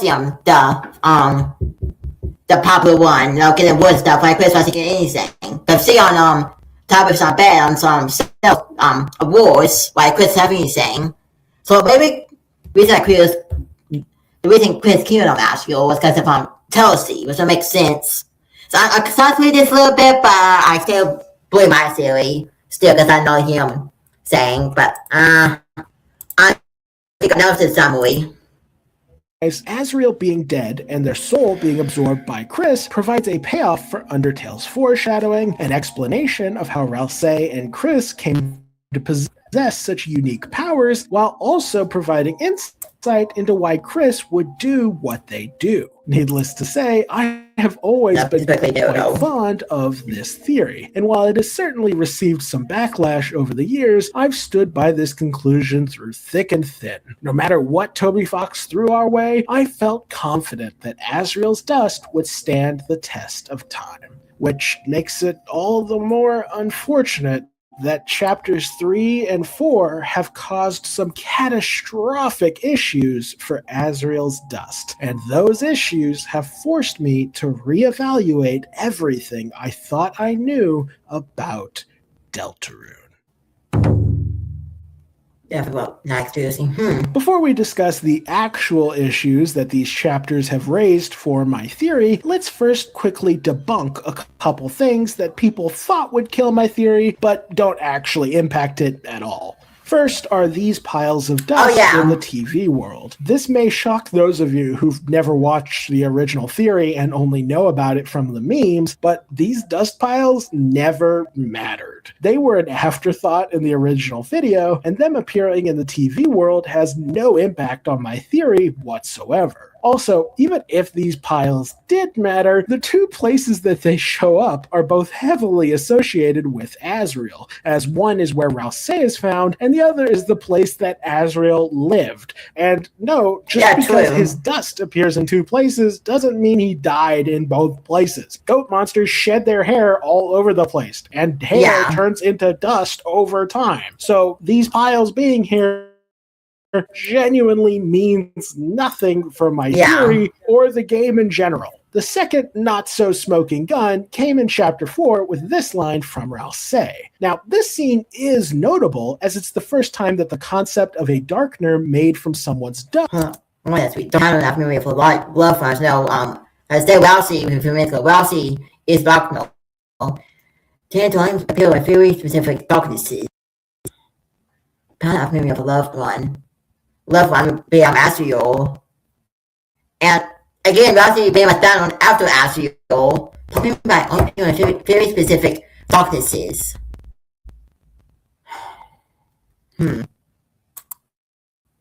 Dust has been also, Ralsei is a lot bit of Tour's Darkwood. It's also interesting because Ralsei and Chris just go to tours, Azriel and Chris just go to tours like all the time. So, same with the dust bios on up top, I said it's important, but doesn't point out that Ralsei, let's see. Ralsei is sort of in places that all connect back to Chris. Because the top two is also something like Computer Lab Dark Ward, which again, Computer Lab, no library Chris, but specifically Tassie first up, the top two Dark Ward was in Chris' house. Chris had the full Dark Ward in Toursville, Chris and Azriel used to go line as a family. So yeah.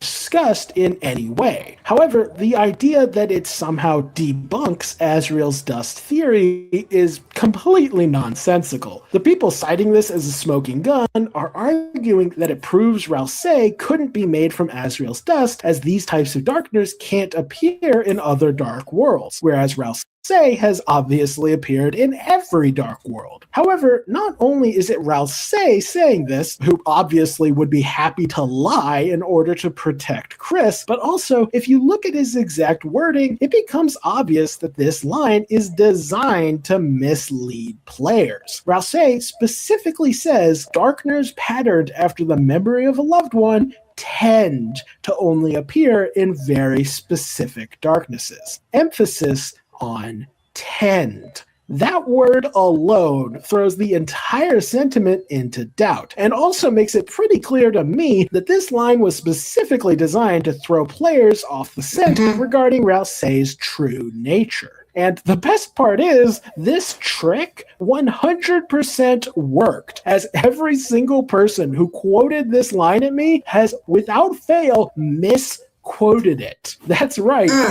When people reference this line, they always conveniently forget to include the word tend. Now, to be clear, that isn't because people are trying to lie or spread misinformation. Quite the opposite. They're saying this because they think it's true. And they think it's true because they have been subtly manipulated into thinking that all darkeners made from monster dust can only appear in certain dark worlds, when in reality, that isn't what Rousseau is saying at all. Gotta give my kudos to Toby Fox, as he has masterfully misled the community with this line, while also conveniently leaving the door open for my theory to remain true. That's it for all the false smoking guns, which means we can now talk about the stuff that actually causes issues for my theory. The first two notable problems I'd like to discuss are the Roaring Night and December Holiday. Prior to the release of chapters 3 and 4, I was able to integrate these two characters into my theories without stepping on the toes of Azrael's Dust, but unfortunately, that is no longer the case. At the time, I thought the Roaring Night was a Darkener created from Gerson's Dust, and while I was right that such a character existed, I was wrong that they were the Roaring Night. As for December, I largely assumed that she was going to be the Gaster of Deltarune, which is to say that I thought she was going to be nothing more than a mysterious, tragic background character trapped in the code who is largely irrelevant to the main plot. However, after we got more and more focus on Des in chapters 3 and 4, combined with the Roaring Knight's sword briefly looking like this, and it has become pretty clear that December is far more central to Deltarune's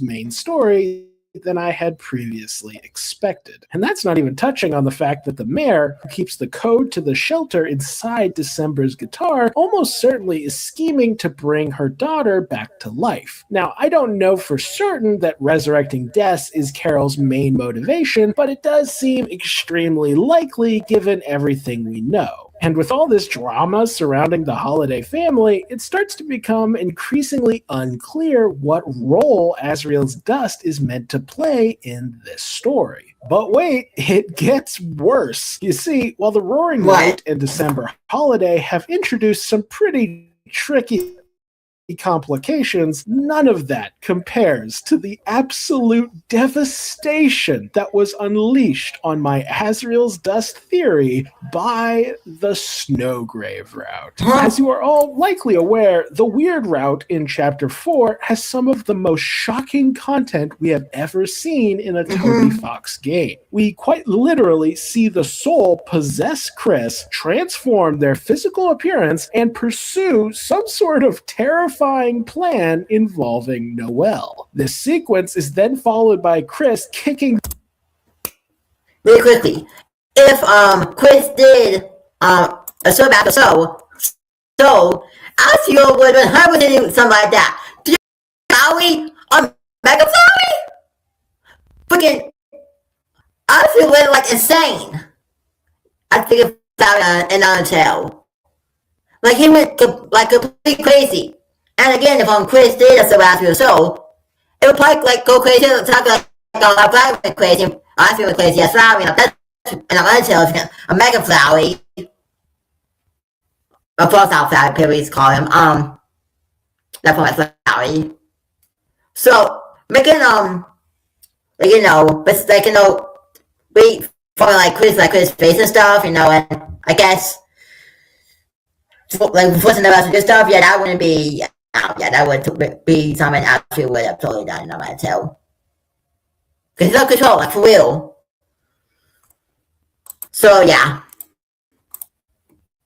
The ever-living hell out of the soul, to the point that their HP is reduced to half by the end of the scene. This is, without hyperbole, the worst. Yeah, but if that is, I feel so, why would Chris be kicking it? Because doesn't he have be able to revive Okay, now I got time out. First thing to ever happen to Asriel's dust theory. Why?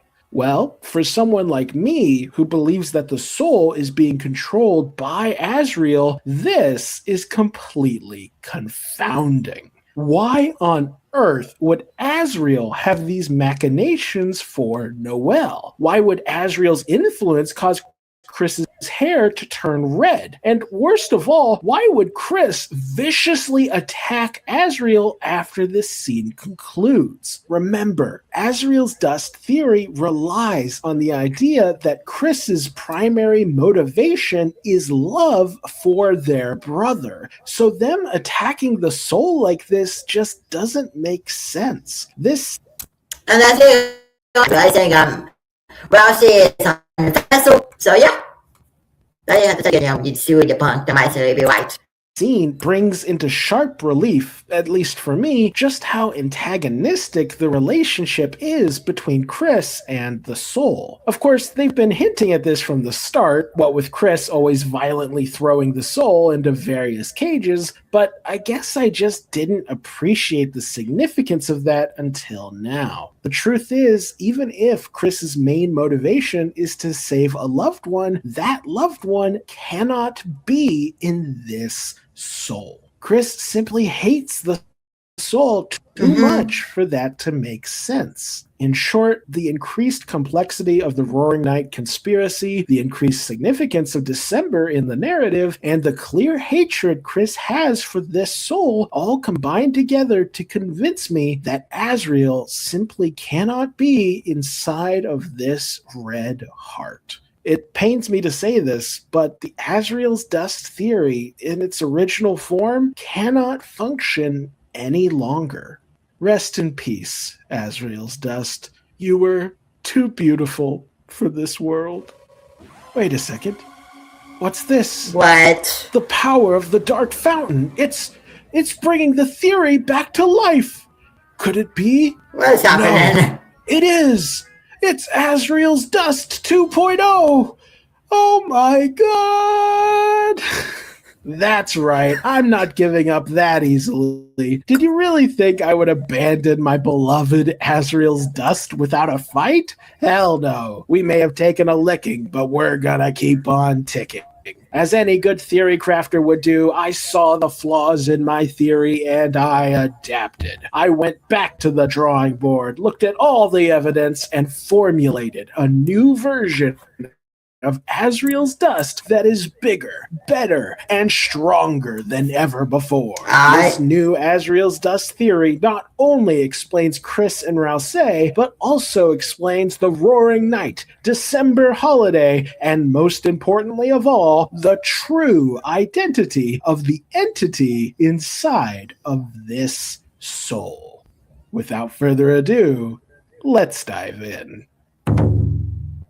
Here we go, finally. First off, let's cover everything that I think is still true from the original Asriel's Dust theory. I still think Asriel is dead. I still think his dust created Rousey. I still think Chris blames himself for Asriel's death. And I still think that resurrecting Asriel is Chris's primary motivation for teaming up with the mayor. Oh my gosh. I sadly no longer think Chris. I just said that's on a separate stream. I think maybe after that, if it feels long, but I keep talking on y'all. But I'm gonna put myself here for a minute. I'm gonna put my laptop up because my laptop was about to die, and I feel that old stream was too copy to be on my desk still. So give me a minute. I'm gonna plug my laptop up so it doesn't die. And so I'm gonna continue to add this into two fan animations. Alright, give me a minute. Alright. So I'm gonna have to do this because I'm doing that old stream after this stream. But yeah. So give me just a minute. Alright. I'm the husband because the city base got debunked and no base file, but type before, but how we use the no base file to perform a theory. Alright. 1 minute.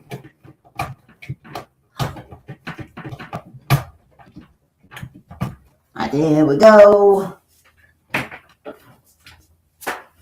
Let me.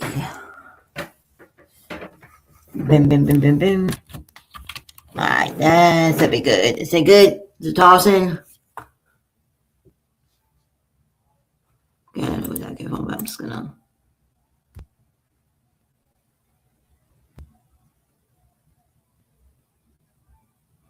I didn't know what that was about. Whatever.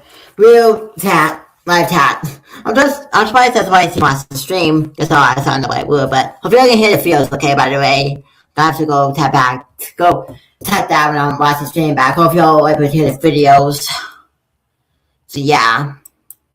Anyways, so let's see how Toto Tay is not gonna confirm his theory. This got debunked with the route.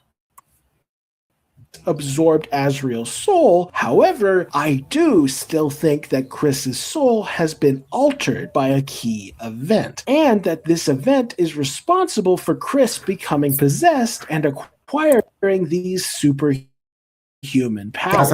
And now that we've got the old stuff out of the way, let's talk about the new stuff, starting with the true identity of the Roaring Knight. Now, for those who aren't aware, the most popular theory regarding the Roaring Knight is that they are December holiday, most likely because their sword looks like a baseball bat when they initially summon it, and Des is known to be missing. However, right from the get-go, I've never believed that December...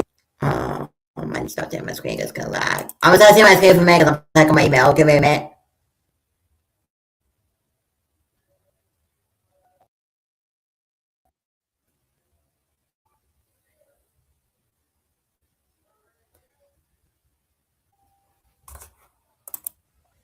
Alright, so.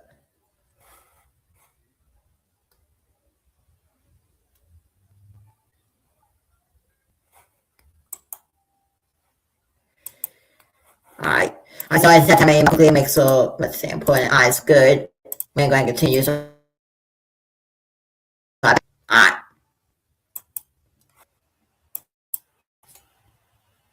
True Roaring Knight. After all, just because a theory is popular doesn't mean it's true, as evidenced by the fact that Chris being the Roaring Knight was the previous most popular theory. I didn't think Chris was the Roaring Knight then, and I don't think Des is the Roaring Knight now. No, instead, I have a much juicier idea that parallels every tale in a far more convincing way. But before I reveal my theory, go ahead and leave a comment down below guessing what you think I'm going to say is Azrael.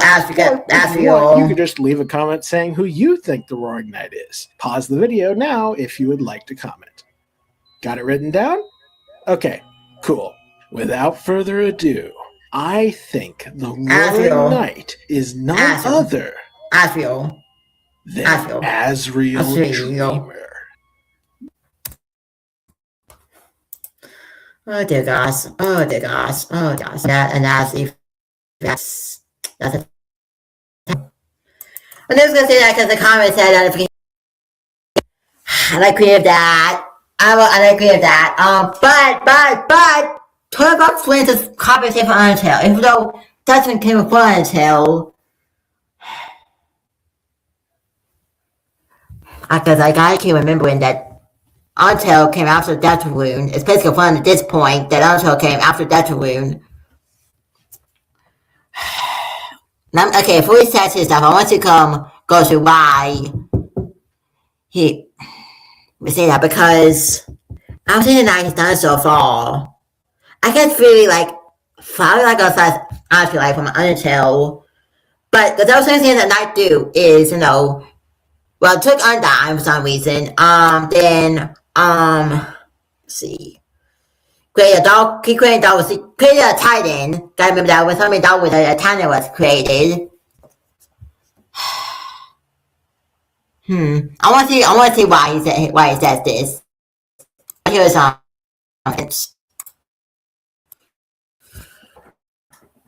But wait, I can hear you say, isn't Azrael supposed to be Yeah, dead? How can he be the Roaring Knight and be Rousey and be dead? The answer, my dear viewers, is that Deltarune is Kingdom Hearts. What do I mean? Well, remember, a monster is made up of two things, a soul and a body. Azrael's body turned into dust and became the Darkner that we know as Rousey, but his soul went on to become the abomination that we know as the Roaring Knight. Now, exactly what? Like, almost hear what he was saying, like, twist on his head, because he was saying that, it's his, soul. But, Tato say, no, night is, freaking, Azrael's soul. So, we want, like, there's his soul or Azrael's soul. I think my money on, here, but here, we get some go ahead, get it, because, Bouncy, Azrael goats. Pun, y'all. Get punned.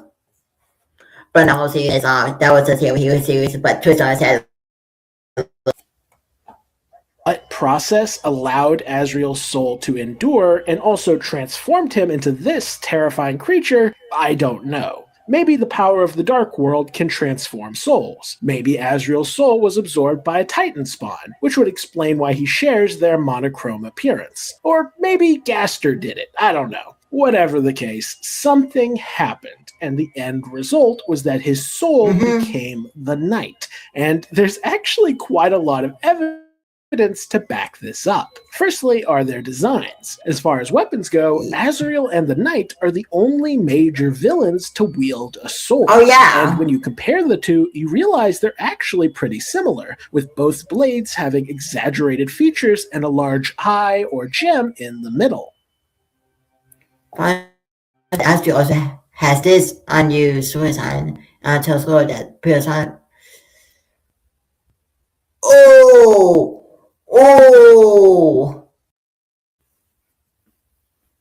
Good time, editing is also say. He also my back, y'all. Both characters also shoot at you with projectiles, which then split into smaller projectiles, and both also utilize an attack where they fly into the center of the screen and suck up a bunch of geometric shapes. Also, take a close look at these two projectiles. They both have this white diamond in the center and are then surrounded by a larger shape. The only difference is that Azrael as a god had these clean outer diamonds, whereas Azrael as the Knight has these harsh, jagged shapes, almost as if the original diamond has been warped and distorted. You could also argue that they have a star-like shape, which would be yet another connection between them, as they both shoot stars. Then there's their physical designs. When you put Azrael's final form next to the Knight, the similarities become clear. Both have gnarly horns, both have ridiculous shoulder pads, both are largely monochrome in color, both have holes on their arms, both have crazy white cores, and both have wide angular hips that then narrow down into thin pointed legs. And then, perhaps most damning of all, is the fact that both designs clearly take heavy inspiration from the Deltarune itself. You may not be able to see it at first glance, but once you swap it out for this distorted version from Chapter 4, it starts to make sense. These jagged wings become their gnarly horns, or arguably even their shoulder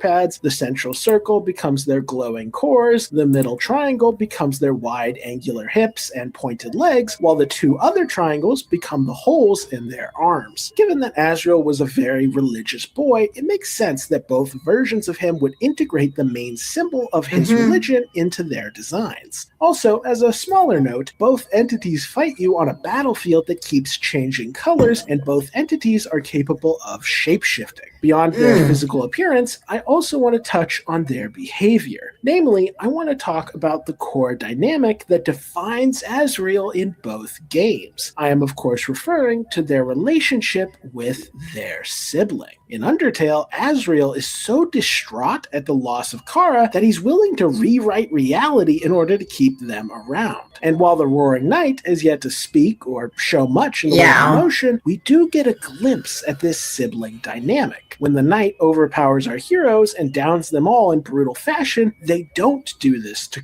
Chris. Now, you could argue that this is simply because they're in an alliance, but I would argue that it's hinting at something deeper. This is most plainly demonstrated by the way Chris behaves in the Knight's presence. In their first battle, it's clear that Chris has no desire to fight the Knight, as shown by the fact that their heart gets more and more twisted the longer the fight goes on. That makes perfect sense if the Knight is Azrael, as nothing would be more painful to Chris than being forced to fight the living, breathing personification of their greatest sin. Furthermore, in Chapter 4, Chris gets the opportunity to attack the Knight, but refuses. This is particularly odd given that we know how durable the Knight is. If Chris really wanted to keep their alliance with the Knight a secret, then they should have just made a show of launching an attack that the Knight could easily tank. But they didn't. They just stood there super suspiciously, refusing to do anything. This implies to me that Chris isn't just avoiding conflict with the Knight because they're on the same side, they're avoiding conflict with the Knight because they genuinely cannot bring themselves to hurt their brother.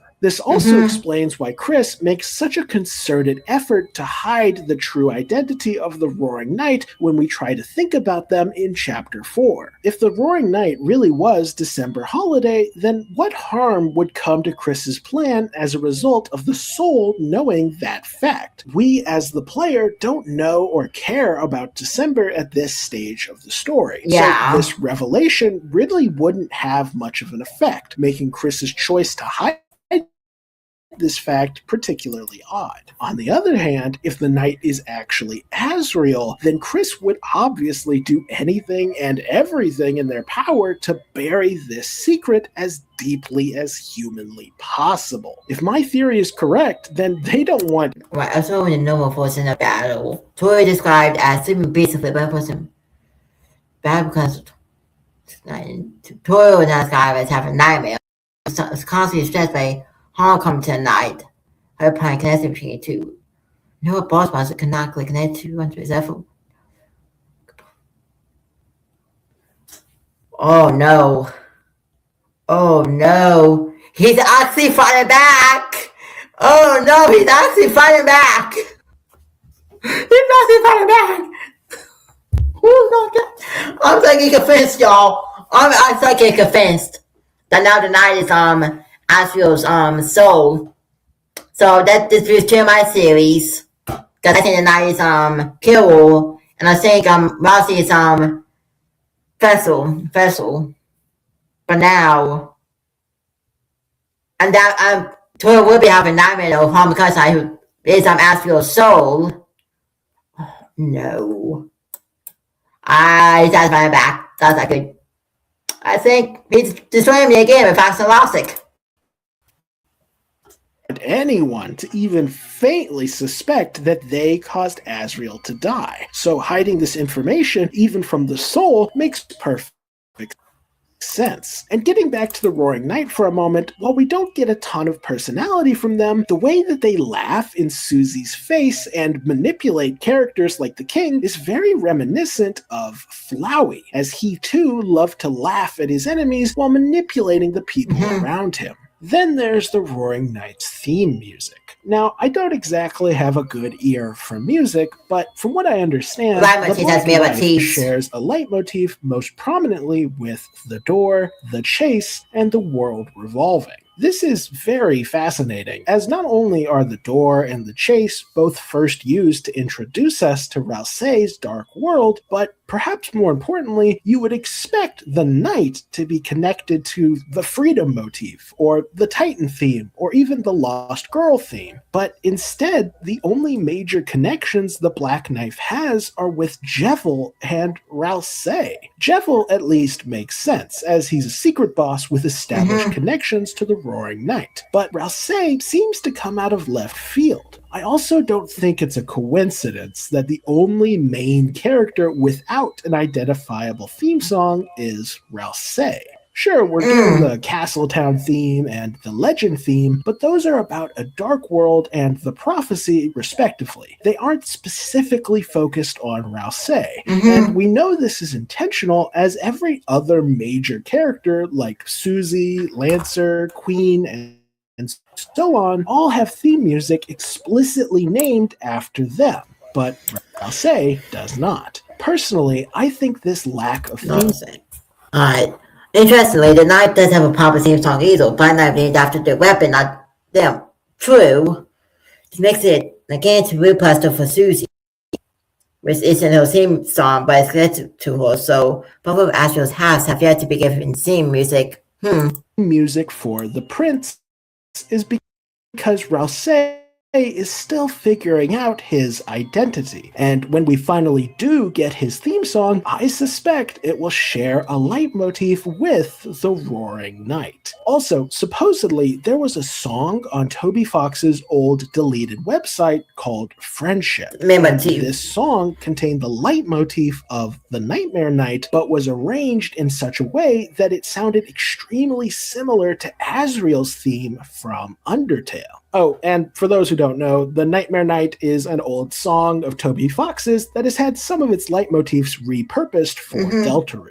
Now, I can't verify that this Asriel-style Nightmare Knight theme is legit, as, again, I'm not very good at recognizing leitmotifs. Of course you're not. If this is true, then that just adds even more evidence that Asriel is the Roaring Knight. In fact, it would make sense that Toby Fox would delete such a song, given how much of a spoiler it seems to have been for Deltarune. And just to add a few sprinkles on the theory crafting pile, I think the reason the knight turns into a ball is because they really are nothing more than a soul mixed with dark power, which of course results in a sphere that has the white of a monster soul and the black of the dark world. This theory also explains how the Roaring Knight can travel through the light world, as unlike a regular Darkner, they technically have the soul of a Lightner. So even if they're effectively a ghost, they should still be capable of existing in the light world. In fact, given that the Titans are supposedly capable of breaking into the light world, that lends even more credence to the idea that the knight is some sort of Titan spawn combined with Asriel's soul. In addition, by having Asriel be the Roaring Knight, that allows even more parallels with Undertale, as just like in that game, Asriel is once again an unnatural, reincarnated, abominable version of himself who haunts us throughout the game and acts as our primary antagonist. Also, huge shout out to Kazoo Cat for pointing this out, but Chris and the Knight share a comical number of poses. Like, look at all this. Needless to say, having such similar battle poses only further supports the notion that they are, in fact, siblings.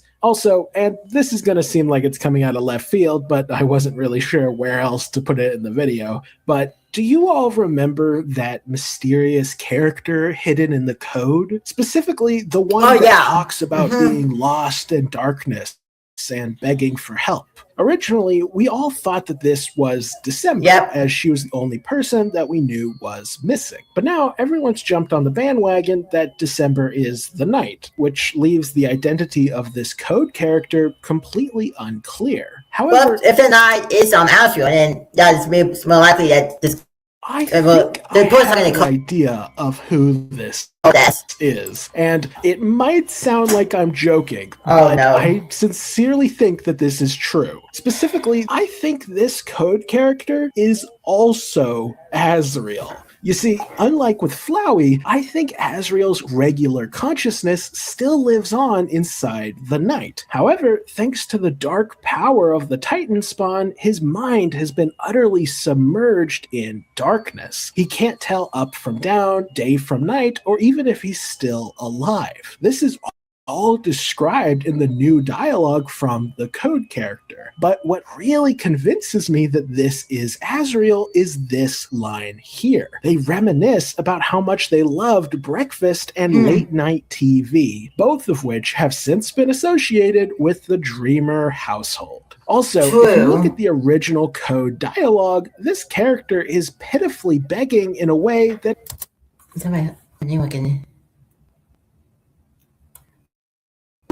is extremely reminiscent of the way Asriel behaved when he first woke up as Flowey. Someone like Des seems too tough to immediately resort to begging for help, but Asriel, on the other hand, is repeatedly depicted as being emotionally fragile and prone to crying. Heck, the knight themselves is seemingly depicted as crying when we first encounter it. This sad little lad with his mind buried inside the darkness of a titan is the one we are observing when we look into the code. Now, before I get too far ahead of myself, let's address a few counter-arguments I can see people making against this theory, starting with the baseball bat. Oh, yeah. It really is Asriel. Why would it be baseball? Because Asriel was never connected to baseball, as far as I can remember. Des has a bat.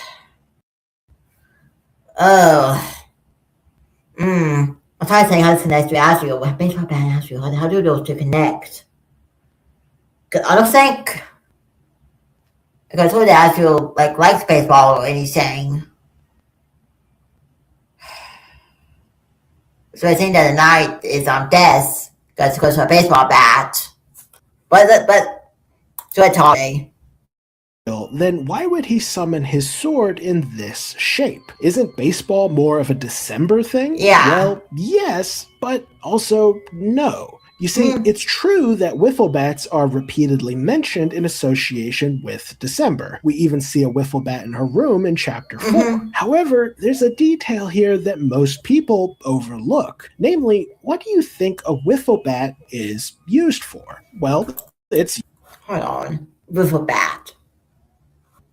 Used to play the sport of wiffle ball. And wiffle ball, much like baseball, involves two teams facing off against each other. And given that it's a team game, and we know how popular sports are in the hometown, that would mean December was almost certainly playing this game with other people from around town. And given that she was so close with Asriel that she has one of his shirts in her closet, it makes perfect sense if Asriel was also on her wiffle ball team. Heck, Asriel's room has several shelves dedicated to just his trophies, which are most commonly won from competing in, you guessed it, sports. Which, yeah, that means the most iconic piece of evidence for the December Roaring Knight theory is nothing more than a clever misdirection.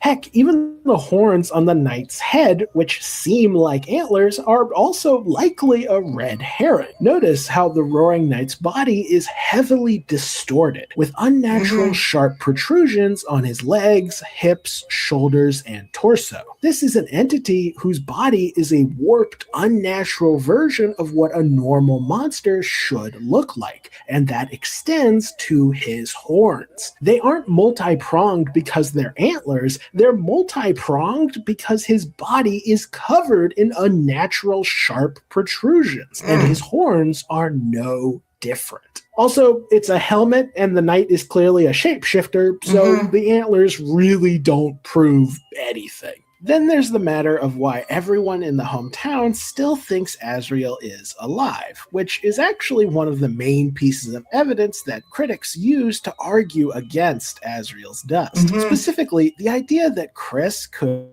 cover up Asriel's death all on their own seemed implausible to many fans. But luckily for me, the new chapters have made this much more feasible. Not only does Chris have access to Asriel's computer, which makes impersonating him online quite simple, but Chris is also in an alliance with the freaking mayor. And Carol is cold, methodical, and powerful. If anyone would be able and willing to cover up Asriel's death, it would be her. Throw in the assistance of the Roaring Knight, and Chris has more than enough resources to cover up just about anything, which means one of the biggest critiques of my theory is now thoroughly dead. With all that said, if you don't believe Asriel is the knight at this point, then I don't think anything I say is going to convince you. While I do think my arguments are fairly strong, I suspect the majority of folks will continue to believe that the Roaring Knight is December holiday. In fact, if I were to end the video right here, I'm willing to bet that the main critique in the comments section would be something along the lines of, what about Des? If she isn't the Roaring Knight, then what the heck is her deal? How do you, Mr. Crackpot Theory Man, explain the increased focus on December if she isn't the main antagonist?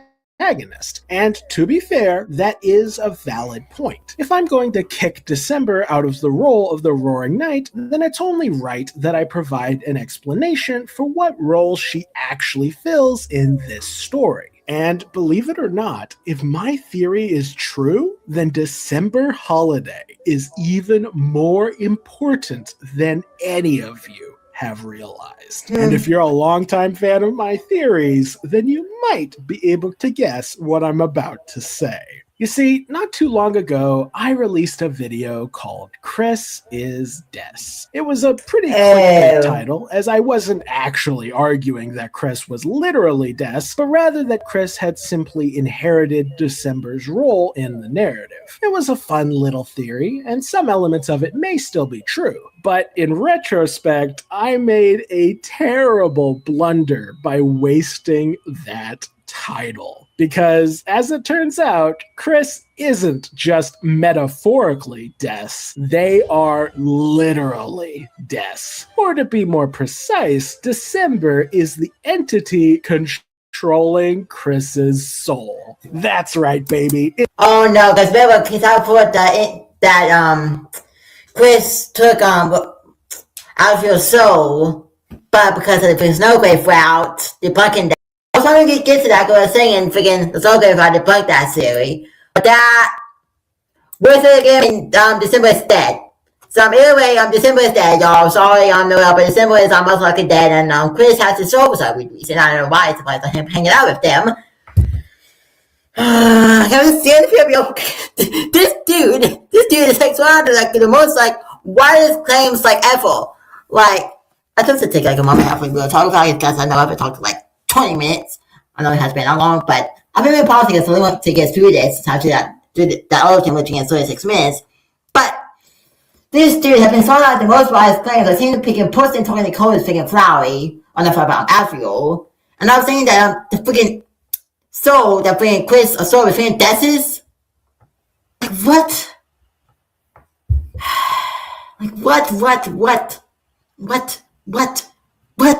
What? No, this person's watching. Hopefully not the same as the other person I was just watching. The person I was just watching was saying some real things. But on welcome to Fox Media, basically watching a Deltarune series. But still telling me some other stuff. But I can see a comment. By the way, yeah. So the series has a lot of claims. I'm I don't know, man. I mean, I do believe now that the night is freaking Astral Soul. With Buster my freaking series, with me saying the night was freaking Des, and me saying that freaking Ross was freaking Pretzel, but no, because I mean, well, she freaking still Astral's dust. Why saying zero? I mean, I guess the comments are going through, so yeah. Anyways. So yeah, gonna finish watching, because I still have to freaking 2 Des families, gotta get to, but it's now saying that freaking Des is a freaking soul, or that freaking Chris is so Des' soul for some reason. Let's just finish this out, because I'm just right. Options, what evidence he has for this theory. It's not called Azrael's Dust 2.0 just because it's a sequel. It's called Azrael's Dust 2.0 because there are literally 2 boss monster souls in play in this narrative. Not only do I think Des is dead, but I think Chris absorbed her soul, either by being present at the time of her death or by conjuring her soul when they tried to summon a demon. Whichever is true, the end result is the same. Chris has been transformed into a type of entity that we've never seen before. A human who has absorbed a boss monster's soul. And yes, this theory does rely on Des being a boss monster, but why couldn't she be? The Holiday family and the Dreamer family have an awful lot in common. The 2 families have always been very close with one another. They're both politically very powerful, with Asgore and Carol acting as authority figures. They have opposite elemental affinities, with the Dreamers using fire magic while the Holidays use ice magic. And perhaps most compelling of all is the fact that Rudy is still alive in this timeline, whereas Rudy died in Undertale. Why is that important? Well, it's because boss monsters don't age so long as they don't have children. Once they have kids, their life force is sapped away by those offspring. And if you're a reindeer man with a serious health condition, then having your life force sucked away by not one but two living children would only exacerbate your issues. And in Undertale, where Des and Noelle are confirmed to be alive, Rudy is dead. But in Deltarune, the timeline where December is not alive, Rudy's life force is strong enough to fight off the illness for a little bit longer, hence why he's still kicking. As such, I would say the groundwork for December being a boss monster is pretty freaking strong. But wait, this theory has even more going on. You see, not only does Chris absorbing Des's soul allow me to continue to politely disagree with player's soul theory, but it also explains all the unique attributes that the soul possesses. Why does Susie describe the soul as being good at flirting? Well, it's not because the player is good at flirting, because God knows that isn't true. No, the soul is good at flirting because December was good at it. She was the coolest, most talented, most counterculture girl in the whole stinking town. Of course she'd be good at flirting. As for why the soul is opposed to Chris's plan, again, it's because December is opposed. She doesn't want Chris's harebrained scheme to result in the entire world getting destroyed. This theory also explains why Chris is so harsh towards the soul. It didn't make sense for them to show such hatred towards Azriel, but towards December? That totally adds up. The only times we ever hear about the two of them interacting was when Des would beat Chris up with her bat. In fact, after coming up with this theory, I've reached the conclusion that Chris almost certainly hated December. Why? Well, it's because she was the one who was always hanging out with Azriel. Think about it. She has his sweater in her closet, his retainer next to her. Chelsea again. That's what I think. That's what I think. Chris killed Azriel because of Chelsea. Oh, it's kind of like I'm saying for why Chris Canazio and Chelsea. Oh. Weed, and even his terrible ska CD in her collection. They were at least close friends, and possibly dating, which would likely result. These are because even before I think it's Matthews with Wayne. I told you that whole Valentine same newsletter a while back. Totally, those good. That's before home. Positive home. Yeah, true. And Azriel spending less time with Chris and more time with her. And Chris would undoubtedly hate this. Heck, given Chris's insecurities about not being a monster, they may have even projected those feelings of inadequacy onto Azriel and Des, with Azriel's choice to spend more time with a fellow monster hitting particularly close to home. In fact, given how passionate Chris is about playing piano, and given that December was in a band and played a ton of instruments, it may be that Chris became... I'm just gonna go to that because when it's always at 20, and that's not gonna give enough time to set up the next stream. I might to. I still want to do the stream. I gotta put it to like 7:55. To go.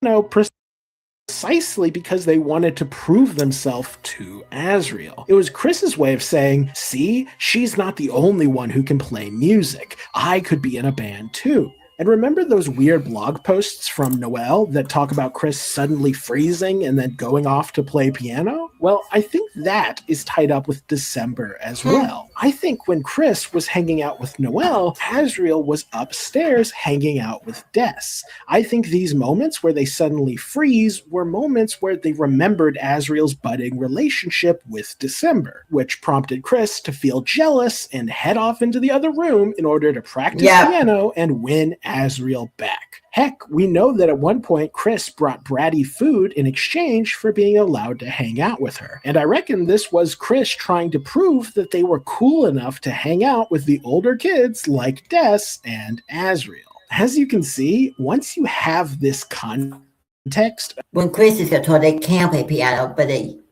can't play anything else. When the soul, Des is in control, she can't play piano, but is able to stand on the guitar box. Literally shows Chris playing Simba's instrument and Simba's song, all emphasizing how Chris and Soul have different musical skills. And for nobody to connect dots because one eye is up for back. But then Rich says, I do playing. Oh my, yep. No, I'm just gonna leave this.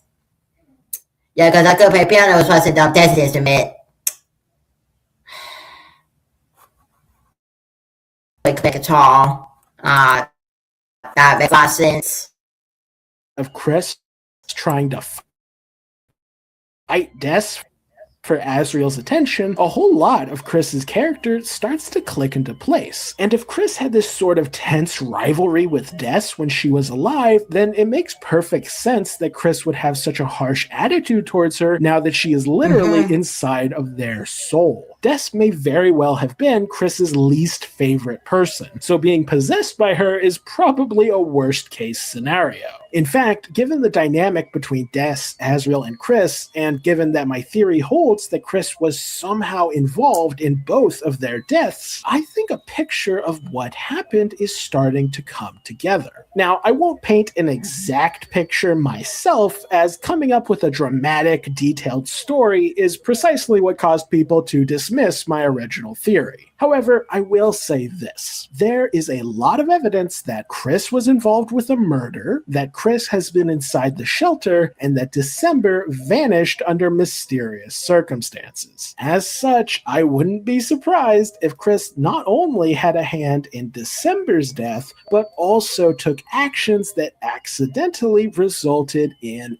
Asriel's death. Maybe the demon summoning was meant to bring back Asriel, but since he had already become the Knight, Chris ended up summoning December's soul instead. Maybe then Chris absorbed her soul, possibly mistaking her for Asriel, only to immensely regret that decision. In fact, maybe it was Des who forced Chris to reveal her fate to Carol, which was how this unlikely alliance between Carol, Chris, and the Knight came to be. This also explains why the mayor says the word "you" in bright red capital letters in this scene. It's clear that she's talking to the soul, but now we understand why. She is talking to her daughter. This is Carol telling December that no matter what form she takes, she is always welcome in that makes sense. That makes sense. It may even explain why Carol in may I make it brief longer?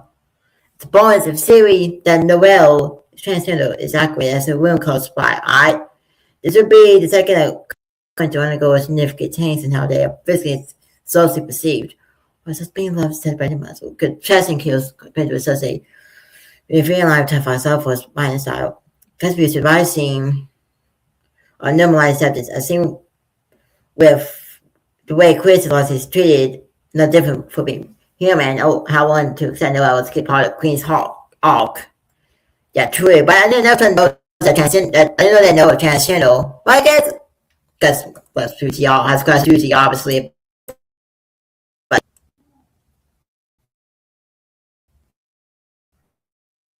Particular calls Chris at the end of the Snowgrave route. She simply noticed Noel's increased interest and is now concerned by what this could mean for December. With all that said, I don't think Des is aware of what happened to Asriel. Or at the very least, she isn't aware that he has become the Roaring Knight. That is why Chris has worked so hard to hide the Roaring Knight's identity from the soul. Des was quite possibly in love with Asriel. So if she found out that Chris had a hand in his death, then not only could she bring physical harm to Chris's body, but she would be even more determined to put a stop to Chris's schemes. Speaking of determination, given that I theorized that December was the original controller of the timeline in my Chris is Des video, I reckon it is quite feasible that Chris specifically inherited their ability to save and load from December, which is why their save points are gray instead of yellow. With all that said, there is still a rather large elephant in the room that I've yet to discuss. I am, of course, talking about the weird route. Of course. It's one thing to say that Des is trying to stop Chris in the normal route, but it's a whole other thing to say that Des is responsible for tormenting Noelle in the weird route. So, how do I explain December's behavior in this sequence? Well, there's two primary reasons that I can think of for December acting in this way. The first is the player. While the soul is not a simple representation of the player, our influence is still integral to this story, just like it was in Undertale. In that game, we are controlling Frisk directly, and thus whether Frisk is a mass murderer or the savior of the underground is entirely up to us. We can corrupt their character if we so choose, and the same is true with December. Remember, we aren't controlling Chris directly the way we did with Frisk. We are controlling the entity inside of their soul. In other words, we are controlling December. So while we can still supply a corrupting influence, we can only exert that influence upon December herself, which is why Chris can rebel against us. However, and this is important, while we can corrupt December, we cannot change the reality of who she was up until now. Which brings us to the second reason for the weird route: December's character. You see, we may have turned December to the dark side, but all that does is force us to explore the darkness within her own psyche. This route is all about Noelle because that's what December wants it to be about. And while it may seem like our actions are too harsh or too cruel for Des to inflict on her sister, just remember that our main goal throughout the weird route is to make Noelle stronger. And while we end up pursuing that goal through some extremely dubious methods, you could absolutely view this as an expression of tough love. Keep in mind that December is Carol's daughter, and Carol is all about expressing love through the most cold and controlling methods available to her. And this concept is really hammered home when you look at the symbolism of the thorn ring. This ring makes Noelle stronger and lets her do things she never thought she could do, but at the cost of her own will being supplanted by December's. The use of a ring of thorns, which are the harsh and painful side of a rose, is a direct metaphor for the painful side of love. When December forces this ring onto Noelle, it's like she's saying,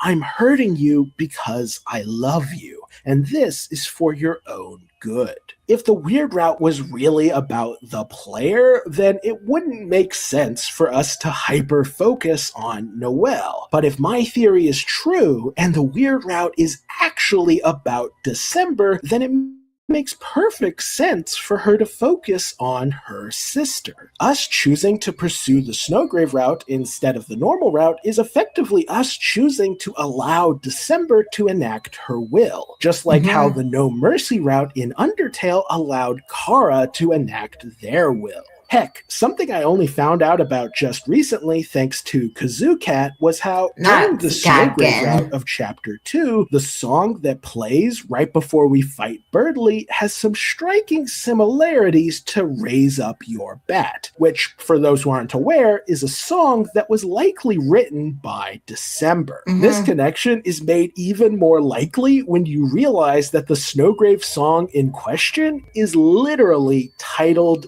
D, which is almost certainly referencing December. Toby Fox is explicitly tying December to the most climactic moment of the Snowgrave route, and he is doing this because this moment was specifically orchestrated by December herself. Now, you may be wondering what December's end goal is in the weird route, and how that ties into the prophecy. Well, the good news is I do have an answer for those questions, and I think you're gonna find my conclusions very interesting. However, the bad news is this video has already gotten over an hour long. No, it hasn't. Just switch it out. So, because everyone wants to come on, Todd, so say, come on. So, I'll definitely back to part 2 and another Deltarune series reaction stream. That my thing on mine, so we all seen all Deltarune series reaction stream. Sorry, that'll be me to blame on Todd Tay. Remember, Todd Tay series I did stream was delayed because the main reason why I didn't stream earlier because waiting for freaking Todd Tay to come out. So, you're waiting for Todd Tay for the stream being so freaking delayed and happening to freaking February 2nd. If that came out 5 days ago, so I kind of late. So, because of the other stuff, I have like I've done all things for our channel, so yeah, I'm talking with me and everything. So, but when Tato take from the stream being delayed, but now go wait freaking out months. Come on, Tato, say don't even listen to the cliffhanger. Come on, you wait up for months for this. Over almost 2 months. What is yours, boy? Before I don't believe your theory, I'm glad to believe my theory is that after was the vessel. Oh, well, she's a freaking vessel. Jeez, I don't know what I'm saying anymore. For the sake of brevity, I'm going to save my Snowgrave theory for another day. Of course you are. To summarize the conclusions of Asriel's Dust 2.0, Asriel and December are both dead, and Chris blames themselves for this event. Asriel's soul went on to become the Roaring Knight, while Asriel's Dust went on to become Ralsei. December's soul was absorbed by Chris, which transformed them into an entity with unique powers, including the ability to remove their soul and the ability to seal dark fountains. Des and Chris have an antagonistic relationship, both due to them vying for Asriel's attention in life and due to them opposing each other's plans now that they've been combined into one entity. Chris's goal is to resurrect Asriel, Carol's goal is to resurrect December, and December's goal is to protect her sister and the world in general from Chris. Des is not the Roaring Knight, Asriel is not alive, Chris is not the victim here, and the soul is not a representation of the player. And with all that controversial theory crafting finally complete, I think we can draw this video to a close. A huge shout out to all my loyal patrons. So, Patreon. I got my good Patreon because I've been money. Sucks. Ash the Fox, Penguin, Tibby Fitzhugh, my good name is Living Penguin. PFP. I'll Fox, Toby Fox. Me on the Noel. No, it's kidding. An extra special thanks goes to Sans the Reaper and SMS for supporting me on the Ralsei. And a huge thanks has to go to Spindrift and Lex.ham for being the only willing and able to support me on the Spamton tier. YouTube hasn't been paying very well. I don't think this will be a Spamton tier. That's not good. I don't think this will be a Spamton tier. I'm able to pay my bills. So thank you all very, very much. And with all that said, I think it's time for us to say goodbye. Like if you enjoyed the video, comment if you have something to say, subscribe if you want to see more, and as always, have a fantastic day. I see you in 2 months. See you in April. Like how still wasting music. Finally got through that, man. Jeez, that was long. If you forget fans get you. I actually did believe that one, man, because yeah, there was a lot in that. Yeah, I think that and again, Chris Kid out because of Chelsea, and yeah, I just believe that series. And out of the night is Asriel's soul. So yeah, oh no, that actually about Des' soul. So yeah. Anyways, that was awesome series, and I'll see you again in the month of April. Tato, depending on how long it takes to make that freaking okay here, but it took you a while considering how long it took you to make that one because it was the reason this channel was delayed. And yeah. Not so Tato say don't delay this stream, please. So yeah, please thank you. But the next Deltarune series stream won't happen until that's okay. So you guys up later, Tato. Okay, so again, the stream next Deltarune series stream is gonna be later because of yeah. So next stream after this, I'll be probably not playing with a PS1 stream because I've been done this stream. I don't know why. Either that or just not playing around the Flash game stream. But if we're doing not playing around Flash game stream, it probably won't happen until next week. So I literally just did a plan. So Lucy just did a plan. What? Since Lucy says they're playing, why is my brain? Since Lucy says they're playing random flash game stream last night. So if the next stream is gonna be another playing random flash game stream, that probably won't be until Saturday or Sunday. So yeah. But yeah, the next game most likely be another playing with PSP one stream. And that will probably be on Thursday. So yeah, then that will be another playing flash game stream. So the main two streams we're doing are gonna be playing with a PSP one and playing random flash games. So yeah, to bring a title for this next series. So yeah, save here by Haley. Anyways, get to the 2 animations so I can find this stream, so I'm going to do that old stream on the main channel. I skipped some of this one, the Ultimate Prophecy, which say Deltarune Top 4 animation. So yeah, yeah.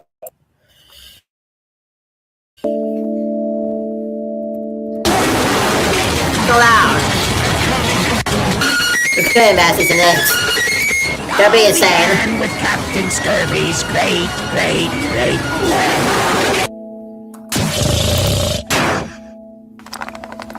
What does Fist Spinner do? Don't do that.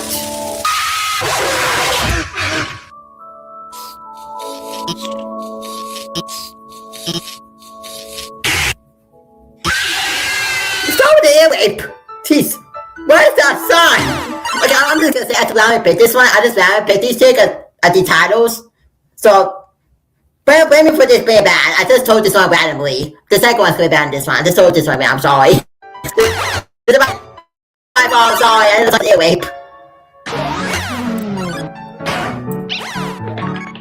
Sans. What is happening? What is happening? What is happening? Why did I pick this one? I'm glad I picked this one. Why did I pick this one?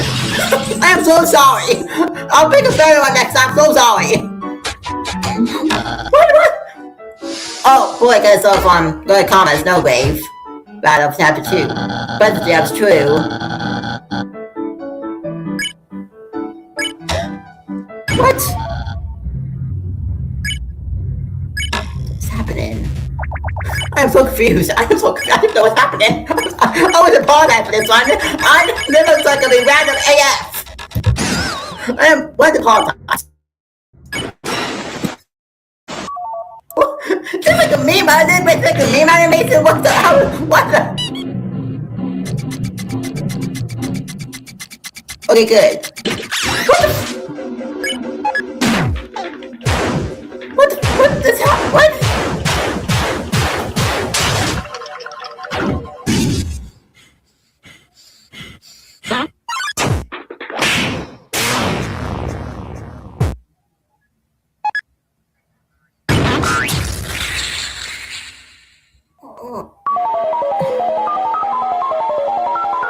I don't.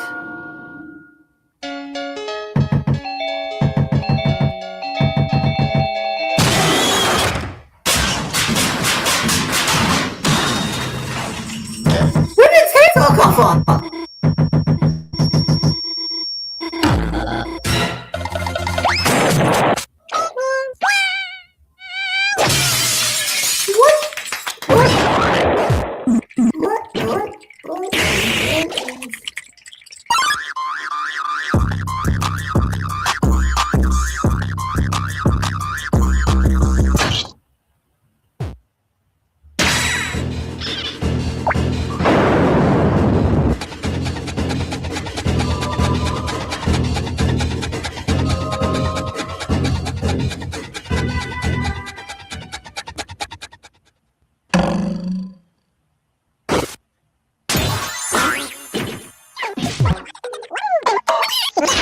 Not a car.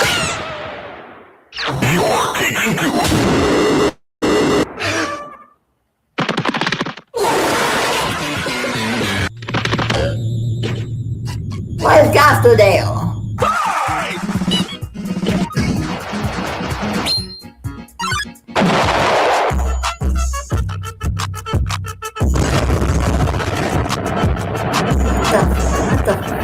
What? Why?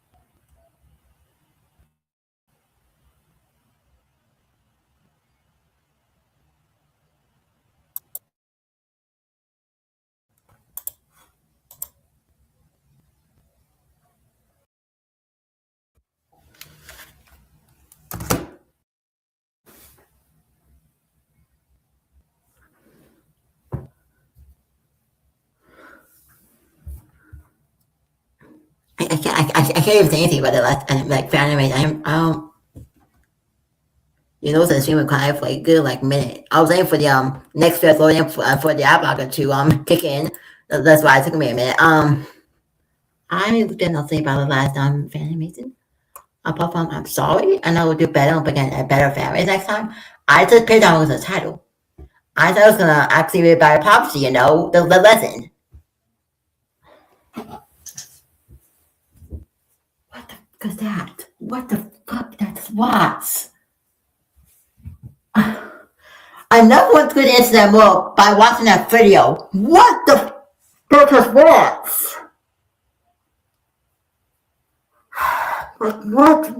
What? I mean, some parts were good, but it was mostly bad. That's because of the rules, like animation watching. I want to see some freaking streams. Oh my!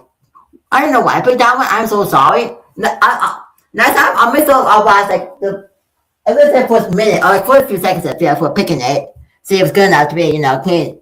But we actually want to do some streams. And that wasn't including like I basically wasting my time for it. I didn't forget to move on to the freaking last one. I didn't have to assess order. I said to move on to the next freaking animation. It's gonna be better than that one, like 100%. And that was absolutely terrible. They was just basically took, like, oh my, like what? That was like basically like, just like that Deltarune 4 in like a nutshell, I guess. I don't freaking know that negative shit. I'd say like negative like 100 out of 10 for that. Like, oh my gosh, man. Let's do the last one. We done with this and get to the trim on the main time I do, man. Jeez. Well, this one be better than that one. This one is actually Saga is a more serious one, and it's during where Rousey, refused like a lot of stuff, and I think it's after Susie yells at Rousey and chapter 4, so yeah. But it doesn't go that last one. Let's get to this. The last final of the stream. I want to see how it's streamed. So this is definitely the longest stream on Daniel Wiles. Yeah.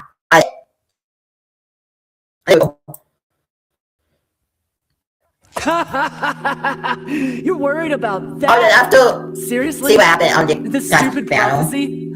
Like something like that would happen. I wouldn't let it happen. Chris wouldn't let it happen. And obviously you wouldn't let it happen. So why wouldn't you laugh? It's just stupid.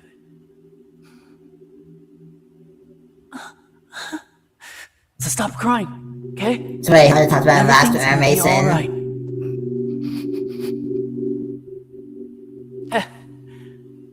Hey, Chris. Let's go seal the fountain, okay? So good. The voice acting is always so good. Susie. She's a really, really nice person, Chris. How could she be so kind? How? I'm sorry, Chris. It's so good. I'm sorry, I didn't say the whole prophecy of... Let's just done this one. I thought if I said something different, if we did something different, if we were just kind enough, perhaps by the time we got here, it would change. But no matter what we do, our fate is already decided. Sorry. Don't look at me. I don't mean to always make everything about me. I'm sorry. I just never... It's okay, Chris. Look, I'm smiling.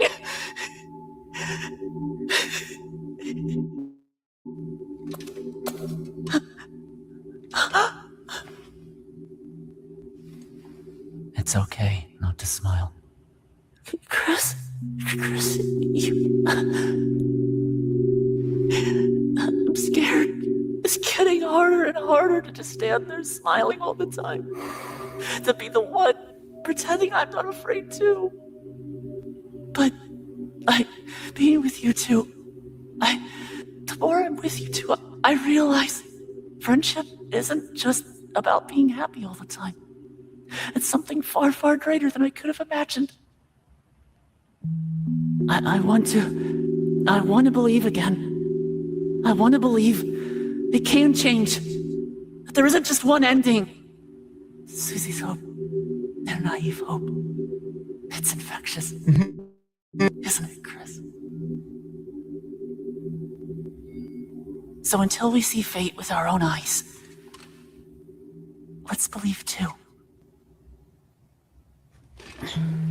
Chris, you can go to the fountain now. Susie's waiting. Chris? You were cool when you played the piano earlier.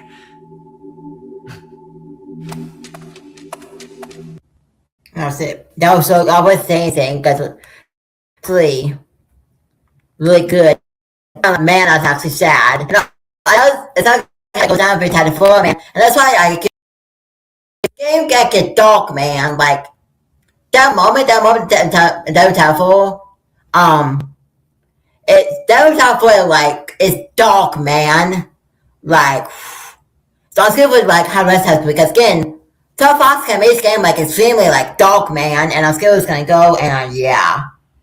Anyways, I did this here because I have good stuff set for the other stream, the main channel here with 25 minutes now, dang, it's like, way up, and, yeah. But, most last time, I was sitting down, while, again, like I said, next thing we'll do is gonna be playing with computer stream on stream, that'll be on Thursday. Then the next playing a fast game stream be on I think Sunday. Sunday. I think every Sunday gonna be actually no because I'm doing another stream on Thursday. So I'll probably do the playing with computer on stream on Thursday at like 7:30 because I'll be doing another stream at 4:30, which is which is playing starting to delay by 5 minutes because of sound stuff, but yeah. So I'll do that playing with computer speed one stream on Thursday at 7:30. Then the playing around flash game stream on Sunday at 4:30 if I don't have anything else planned. I see probably will. Actually no, I should be able to do that. I'm playing with a bigger P. I think no playing around a flash game stream on Sunday at 4:30. So yeah. So basically, here's what I have for now. Playing with computer speed one live stream on Thursday at 4:30 p.m. Then I'll playing on the flash game stream on Sunday at 4:30 p.m. Alright, sound good? My good series. I think here at Talk today. I'm just gonna I'll leave off the side because I already talked long enough. This stream is away long enough. My long stream like forever, so I'm gonna leave it here. My Lawson and Matt Tabasso. My Lawson and Kick Game Games. And until Thursday at 7:30 p.m. Deuces, remember to stay determined. Bye y'all. Bye gamers. See you on Thursday. Bye.